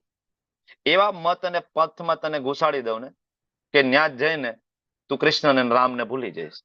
જે તમારા બાપ દાદાઓ કરતા આવ્યા છે, તમારી પેઢીઓની પેઢીઓ મારી પૂજા અર્ચના કરે, પણ તારી ઈચ્છા નથી, બેટા તથાસ્તુ. બરાબર, ભગવાન આ કરે છે ને. આજે જો એવા મત ને પત તમને સમાજમાં જોવા મળે છે ને, જીવની પોતાની ઈચ્છા છે. જીવ એમ કે ના કૃષ્ણ ભગવાન નથી, એમાં ફલાણા ફલાણા ભગવાન માને. હા માનું, લોકો સાંઈબાબાને ભગવાન માને છે, ભગવાન કે તથાસ્તુ બેટા જા. જે ભગવાન નથી, જે દેવ નથી, દેવી દેવતા નથી, એને તું ભગવાન માનીશ, સર્વોચ્ચ માનીને તું સેવા પૂજા અર્ચના કરીશ, તથાસ્તુ. એ તમામ પ્રપદ્યંતે, ભગવાન બહુ કૃપાળુ છે, જીવની ઈચ્છામાં દખલગીરી દેતા નથી. અને એના જ અનુસંધાને શ્લોક પાછો 8.6 ભગવાન કહે છે યમ યમ વાપી સ્મરણ ભાવમ ત્યજંતે કલેવરમ. કલેવરમ છૂટે ત્યજંતે, યમ યમ વાપી સ્મરણ ભાવ. જે તમારો ભાવ હશે, જે તમને યાદ આવશે, જે તમને ભોગવવાની ઈચ્છા થશે, બરાબર, તમ તમે વેતી કોંતેય. હે કોંતેય, હે કુંતી પુત્ર, તમ તમે વેતી. એ જે તે વ્યક્તિ એ જે તે ભાવ ને પ્રાપ્ત કરશે, સદા તદ ભાવ ભાવિત, નિશ્ચિતપણે પ્રાપ્ત કરશે. મૃત્યુ સમયે કોઈ વ્યક્તિને ઈચ્છા થાય કે આખી જિંદગી એન્જિનિયર બનવું હતું, સિવિલ એન્જિનિયર, પણ માર્ક સારા ના આવ્યા, મનમાં વસવસો રહી ગયો, તો મૃત્યુ સમયે ઈચ્છા થાય એન્જિનિયર બનવું છે, પણ આગળનો જન્મ મનુષ્યનો પ્રાપ્ત થાય ને, એવા આ જન્મમાં કઈ કર્મ નથી કર્યા કે મનુષ્ય જન્મ મળે, પણ મૃત્યુ સમયની ઈચ્છા શું, એન્જિનિયર બનવું છે. તો આ બેયનું કોમ્બિનેશન કરવું પડશે કે કર્મ પ્રમાણે મનુષ્ય શરીર આપવાનું નથી અને મૃત્યુ સમયની ઈચ્છા પૂરી કરવા માટે એન્જિનિયર બનાવવાના છે. તો કોઈક અલગ યોનિમાં જઈને એન્જિનિયર બનાવવું, બરાબર.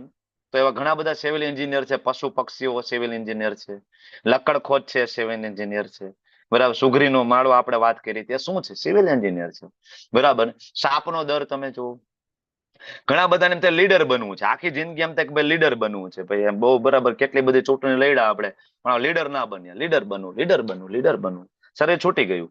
પણ આખી જિંદગી એવું કોઈ કામ જ નથી કર્યું કે ફરીથી મનુષ્ય જન્મ આપે એવો ચાન્સ એને પ્રાપ્ત થાય, બરાબર. કારણ કે મનુષ્ય જન્મ તો એ મહામૂલો છે, એ રેર છે. તો હવે વ્યવસ્થા એ કરવી પડશે કે આખી જિંદગીના કર્મ પ્રમાણે મનુષ્ય જન્મ નહીં મળે અને લીડર પણ બનાવવાનું, તો શું બનાવીએ એને કે લીડર એ બની જાય અને મનુષ્ય જન્મ પણ નથી, જેથી એના કર્મોનું ફળ પણ મળે ને ઈચ્છા પણ પૂરી થાય. તો એને બનાવે કૂતરો, શેરીનો કૂતરો બનાવે. તમે જો શેરીમાં 10 કૂતરા હોય, એમાં એક લીડર હોય, બરાબર. તમે કાર લઈને નીકળો, એમાં એક પેલા સૌથી આગળ હોય, બરાબર ને, બરાબર. હું જાઉં છું, તમારી પાછળ આવજો બધા. જેવી તમે ધીમે બ્રેક કરો તો કે હા બસ અહીંથી નીકળવું હોય તો ધીમે ધીમે બ્રેક મારવાની, મને પૂછીને અહીંથી નીકળવાનું. તમે સ્પીડમાં કેવી રીતના નીકળી શકો, અમારો એરિયો છે, હું અહીં લીડર છું. આવું તમે જોવો છો કે નહીં? એકચ્યુઅલી આ જીવની ઈચ્છા છે. અલગ અલગ જેટલી જીવની ઈચ્છા એ પ્રમાણે બ્રહ્માજી 84 લાખ યોનિનું નિર્માણ કરે છે. એટલે કોઈ એમ કે મનુષ્યને બીજો જન્મ મનુષ્ય જ મળે તો એના શાસ્ત્ર ઉપાડે જોવું પડશે. શ્રીમદ ભગવદ ગીતા 14મો અધ્યાય, ભગવાન ત્યાં ક્લિયરલી કહે છે જરૂરી નથી મનુષ્યને મનુષ્ય જન્મ પ્રાપ્ત થાય, મનુષ્ય દેવ પણ બની શકે અને મનુષ્ય કીડી પણ બની શકે, ડિપેન્ડ ઓન હિઝ ઓન કર્મ, બરાબર. અહીંયા ક્લિયર થાય. અને આ વસ્તુ આપણે ભરત રાજાની કથા શ્રીમદ ભાગવત મહાપુરાણમાં આપણે ભણી ગયા. ભરત રાજા એ રાજા હતા તો આગળ જતા હરણ બન્યા હતા ને, અને આગળ જતા એ બ્રાહ્મણ પુત્ર બન્યા હતા. આવું જ તમે જો અજામિલની વાર્તા છે, શ્રીમદ ભાગવતમની અંદર કથા છે, રિયલ ઇન્સિડન્ટ છે, બરાબર. અજામિલ બ્રાહ્મણ પુત્ર હતા, બરાબર, ખૂબ જ્ઞાની હતા, બરાબર. પણ એક સમયે થયું એવું, હવે એ સમયે તો શું છે, ફૂલવાળા કઈ ઘરે ફૂલ આપી નહોતા જતા, તો ફૂલ તોડવા માટે એ બ્રાહ્મણ પુત્ર જંગલમાં ગયા તો ત્યાં એક વેશ્યા અને એક શુદ્ર પુરુષ, બરાબર ને, હસી મજાક ઠઠ્ઠા મસ્કરી કરતા હશે, પોતાના ક્રિયાકલાપોમાં વ્યસ્ત હતા. અજામિલે જોયું, પણ એને બ્રાહ્મણ પુત્ર હતા, સારા સંસ્કાર હતા, તો એવું થયું કે ના આવું આપણે જોવાય નહીં, કારણ કે બીજા અધ્યાયમાં ભગવાને પતનના 8 સ્ટેજ સમજાવ્યા છે, 2.62 અને 2.63. જાય તો વિષયાન પુંસ સંગસ્તે શુભ જાય તે વાળા જે શ્લોક આપણે લીધા હતા બીજા અધ્યાયમાં. તો અજામિલને યાદ હતું કે ભાઈ ધ્યાય તો વિષયાન પુંસ, જુઓ હું આનું ચિંતન કરીશ તો હું આમાં ફસાઈ જઈશ. પણ પછી અજામિલને યાદ આવ્યું કે ધ્યાય તો વિષયાન પુંસ હતું, દ્રષ્ટવા વિષય પુંસ હતું નહીં, જોવામાં વાંધો નથી. જોવામાં શું જાય? અજામિલ ગયો તો જોવામાં શું વાંધો?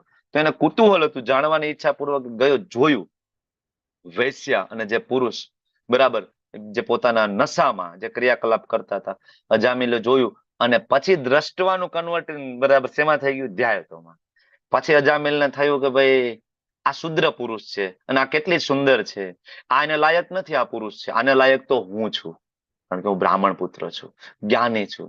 આવી સુંદર કન્યા મને મળવી જોઈએ. ઘરે જાય છે, સતત એનું ચિંતન કરે છે. ઘરે પત્નીને કહે છે કે તું બહુ કામ કરીને થાકી જાય, તારે એકાદી કામવાળીની તો જરૂર હશે ને. પત્ની કે તમે મારા સ્વામી છો, તમારી સેવા કરવામાં મને શેનો થાક, એમ મારી ફરજ. તો કે ના ના ના, તારે કામવાળીની તો જરૂર હશે જ. સતત એના ચિંતનમાં એકચ્યુઅલી આખી ચેન ચાલુ થઈ ગઈ હતી પતનવાળી. ધ્યાય તો વિષયાન પુંસ સંગસ તે શુભજાય તે સંગાટ સંજાય તે કામ કામાત ક્રોધો વિજાય તે. બરાબર, ગયો, બરાબર, અને આને લઈને આવ્યો વેશ્યાને. વેશ્યાને કહે છે ચાલ મારી ઘરે. તો વેશ્યા કહે છે ભાઈ હું તો પૈસા, મારે તો 100 સોના મહોરો હોય તો હું આવું તારી ઘરે. બ્રાહ્મણ પુત્ર કહે છે હું આપીશ. અજામિલ કે બરાબર, પ્રેમમાં પાગલ. અને ઓલી જે કન્યા છે એના ઉપર હસે છે, તમે તમારું સ્ટેટસ જો, મારું સ્ટેટસ જો, કે કાંઈ નહીં મારી સાથે આવો. સાથે લઈ જાય છે. માતા પિતા તો તરત ઘરનો ત્યાગ કરી દે છે, કારણ કે બ્રાહ્મણ કુટુંબ, આખા સમાજમાં જેનું નામ, બરાબર, આખો સમાજ દાન દક્ષિણા આપે અને ખૂબ પ્રેમપૂર્વક, બરાબર, એ કહેવાય પરિવારનું પાલન કરતો હતો, બરાબર, અને એના ઘરમાં વેશ્યાનો પ્રવેશ. તો માતા પિતા તો તરત છોડીને જતા રહ્યા, પત્નીને મારીને કાઢી મૂકી, બરાબર. અને પછી અજામિલ અને આ વેશ્યા 80 વર્ષ સુધી સાથે રહ્યા. 9 પુત્રનો બાપ થયો અજામિલ. 10મો પુત્ર એ વેશ્યાના કુફમાં હતો. પણ પેલા 25 વર્ષ જે અજામિલે ભક્તિ કરી હતી ને, એના બળ સ્વરૂપે ભગવાનને મહાન સંતો અજામિલના ઘરે મોકલ્યા, બરાબર. અને અજામિલને કીધું કે 10મા પુત્રનું નામ તમે નારાયણ રાખજો. અજામિલ કે કઈ વાંધો નહીં, બરાબર, નારાયણ રાખ્યું. હવે નાનો પુત્રમાં સૌથી વધારે આસક્તિ હોય માતા પિતાને, બરાબર. તો નારાયણ ક્યાં ગયો છે, એને ખાધું કે નહીં, બરાબર, એને પીધું કે નહીં, ક્યાં ગયો છે, કેમ હજી નથી આવ્યો, સતત આખો દિવસ નારાયણ નારાયણ નારાયણ નારાયણ. એક સમય અજામિલની ઉંમર થઈ કે એક સમયે શરીર છૂટવાનો સમય થયો અને મૃત્યુ સમયની જે ઉધરસ ચડે, બરાબર, એને ઉધરસ ચાલુ થઈ, બરાબર. અને સામે યમદૂતો દેખાયા વિકરાળ સ્વરૂપમાં, અને અજામિલ રાડો નાખે છે, નારાયણ નારાયણ. હકીકતે કોને બોલાવે છે? પોતાના પુત્રને. અને આવું જ થાય, બરાબર. અહીંયા પણ લોકોને જેમાં ખૂબ આસક્તિ હોય ને, મૃત્યુ સમય એ જ યાદ આવે, મારો દીકરો, મારી દીકરી, બરાબર, એટલે ફસાઈ જાય છે. હવે નારાયણ નારાયણ કર્યું, પણ અહીંયા તો નારાયણ ભગવાનનું પણ નામ છે. જો ભગવાન કેટલા કૃપાળુ છે અને એના ભક્તો માટે ભગવાન કેટલી વ્યવસ્થા કરે છે, કૃપાળુ છે.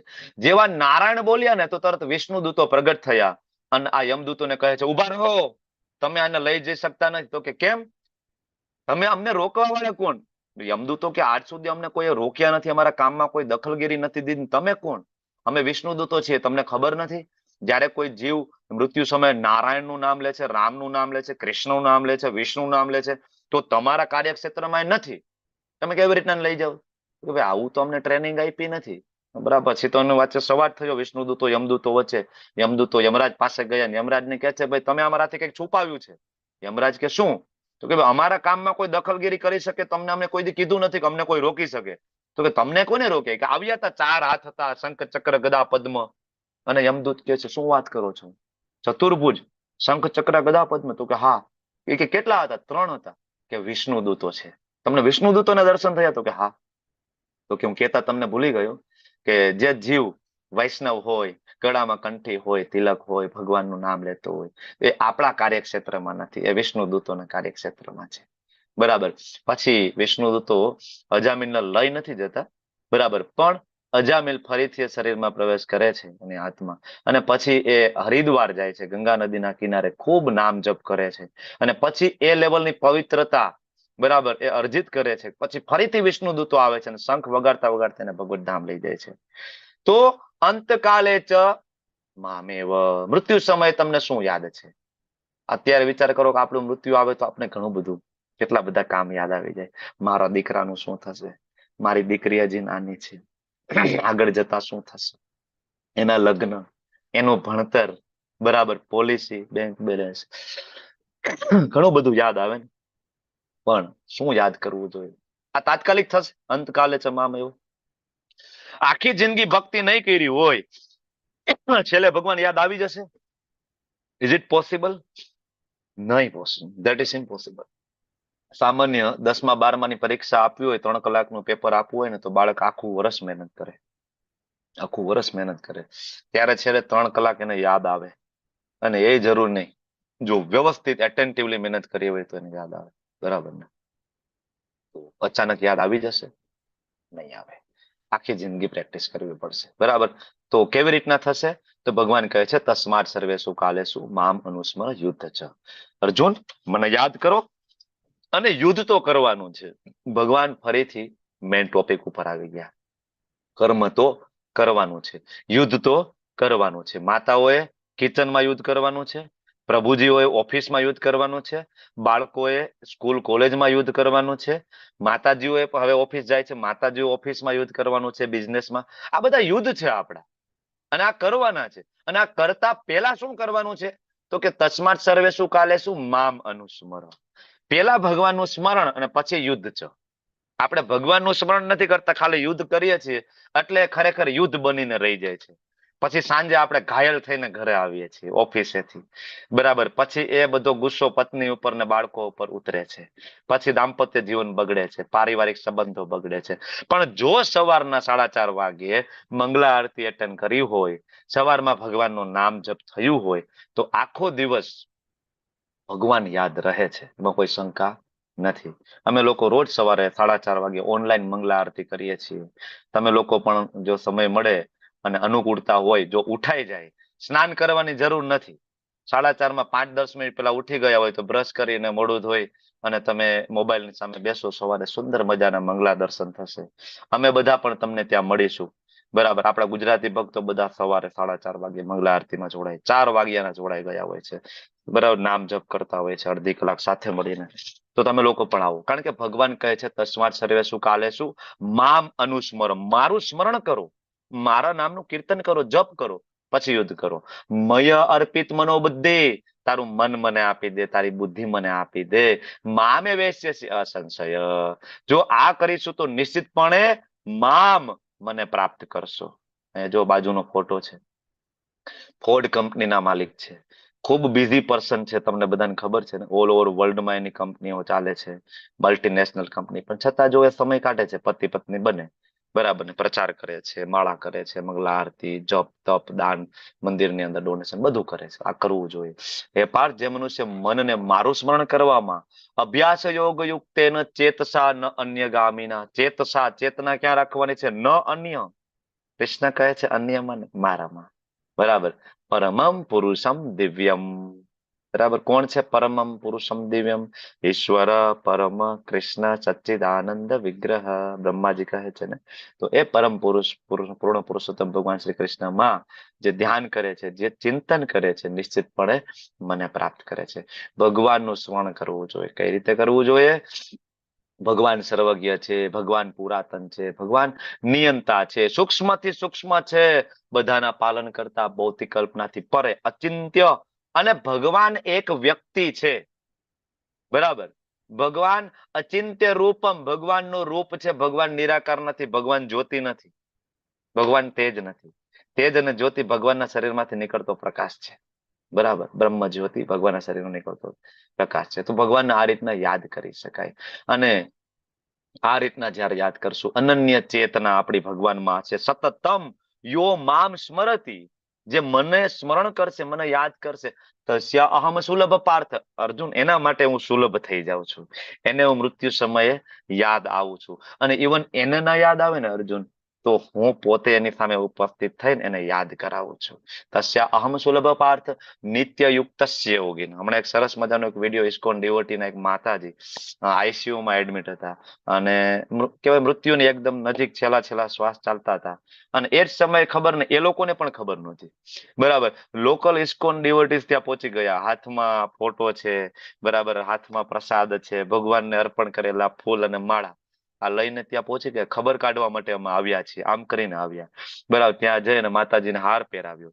માતાજી જોવો તો અનકોન્શિયસ હાલતમાં છે, એટલા બધા કોન્શિયસ પણ નથી, પોતાને ભાન નથી કે આજુબાજુ કોણ છે શું છે. આંખે તમે જોવો તો માન ખુલે છે.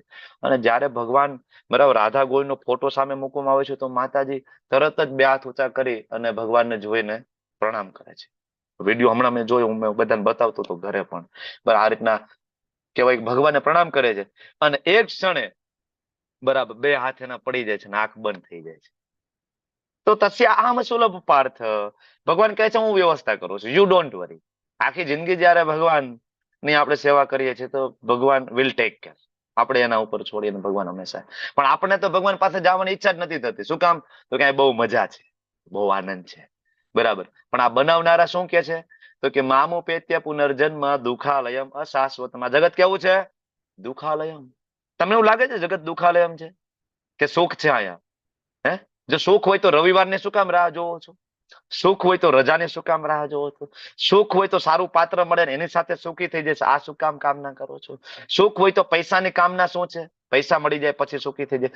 સુખ હોય તો ગાડી બંગલાની કામના શું કામ છે? ગાડી આવશે તો સુખી થઈ જાય, બંગલો આવે તો સુખી થઈ જાય. બરાબર ને? સુખ છે તો શોધવાની શું કામ જરૂર છે? મતલબ લોકો સુખી નથી એટલે આખું વર્ષ સોમથી લઈને શનિવાર સુધી કામ કરી અને રવિવારની શોધમાં, સુખની શોધમાં આમથી આમ ગાડીઓ લઈને નીકળી જાય. બરાબર, હોટલમાં જાય ત્યાં સુખી થઈ જાય, બીચ ઉપર જાય ત્યાં સુખી થઈ જાય. બરાબર, પણ પાછા સોમવારે હતા એમ સુખ નથી. શું કામ નથી? અરે ભાઈ, જેને આ નિર્માણ કર્યું ને એના ઉપર એને તકતી મારી દીધી છે. દુઃખાલયમ. ભોજનાલયમાં ભોજન મળે, ઔષધાલયમાં ઔષધ મળે, બરાબર, પુસ્તકાલયમાં પુસ્તક મળે, તો દુઃખાલયમાં સુખ મળે? મળી શકે? જેને લેબલ માર્યું કે દુઃખાલયમ અને એમાં શોધ કરીએ છે સુખની, કેવી રીતના મળશે? નહીં મળે. દુઃખાલયમ. તો ખરેખર જે મહાત્મા લોકો છે એ ક્યારે આ જગતની અંદર સુખની શોધ કરતા નથી, કારણ કે એને ખબર છે આ દુઃખ છે. બરાબર, તો હંમેશા એ ભગવાનના નામમાં લીન થાય, ભક્તિ કરે અને એ ભગવત ધામ જાય છે. બરાબર, અર્જુન, આ ભૌતિક જગત છે સર્વોચ્ચ લોક. તમને એમ થાય કે ભાઈ અહીંયા દુઃખ હશે, અમે તો પુણ્ય કર્મ કરીને સ્વર્ગમાં જાશું, તો ભગવાન કે આ બ્રહ્મ ભુવાન લોકાન. અરે બ્રહ્માજીના લોકથી લઈને ઇન્દ્રના લોકથી લઈને પૃથ્વીથી લઈને નીચે સુધી ક્યાંય સુખ નહીં મળે, કારણ કે સતત પરિવર્તન છે, પુનરાવર્તિનો અર્જુન. તો એક જગ્યાએ સુખ મળે, ક્યાં? તો કે મામુ પેત્ય તું કૌંતેય પુનર્જન્મ ન વિદ્યતે. મારી પાસે કોઈ આવી જશે ને અર્જુન, તો એનો કોઈ દી પુનર્જન્મ નહીં થાય અને એને આ દુઃખોનો સામનો કરવો પડશે. બરાબર, તો બ્રહ્માજી વારંવાર જન્મે છે, બ્રહ્માજીનું મૃત્યુ થાય છે, જીવો બ્રહ્માજીના આવતા બધા જીવો પ્રગટ થાય, અપ્રગટ થાય. તો આ ચાલુ છે, આપણે લેવલ 2 માં ભણશું. બરાબર, પણ આના સિવાયની એક અવ્યક્ત પ્રકૃતિ જે શાશ્વત છે. બ્રહ્માજીના લોકથી લઈને નીચેના 14 લોક અને અનંત બ્રહ્માંડો વારંવાર નાશ પામે, પ્રગટ થાય, પણ એક જગ્યા એવી છે જે શાશ્વત છે, જે, બરાબર, ભગવાન કહે છે અવ્યક્ત. બરાબર, વ્યક્ત અને અવ્યક્ત પદાર્થથી પરે, સર્વોપરી છે, કોઈ દી નાશ ના થાય. જગતનું બધું નાશ પામે પણ એ નાશ ના પામે. શું? તો કે મારું ધામ છે અવ્યક્તો અક્ષર. ભગવાને એના ધામનું નામ આપ્યું છે અક્ષર. મારું ધામ અક્ષર છે, એનો કોઈ દી ક્ષય ના થાય. એના ધામનું નામ છે ગોલોક. બરાબર, તો ભગવાનનું આ ધામ છે, અક્ષરધામ છે, ભગવાનનું ધામ છે.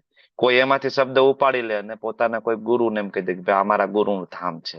તો આ ભગવદ્ ગીતાનો એક શ્લોક છે 8.21 કે અક્ષર જે ધામ છે ભગવાનનું ધામ છે, ગોલોક ધામ છે ભગવાનનું છે, વૈકુંઠ છે કૃષ્ણનું ધામ છે. ને માત્ર એ એક જ એવી જગ્યા છે કે યમ પ્રાપ્ય ન નિવર્તન્તે તદ્ધામમ પરમમ, કે એને તમે પ્રાપ્ત કરી લો તો ન નિવર્તન્તે, પાછું આવવું નહીં પડે.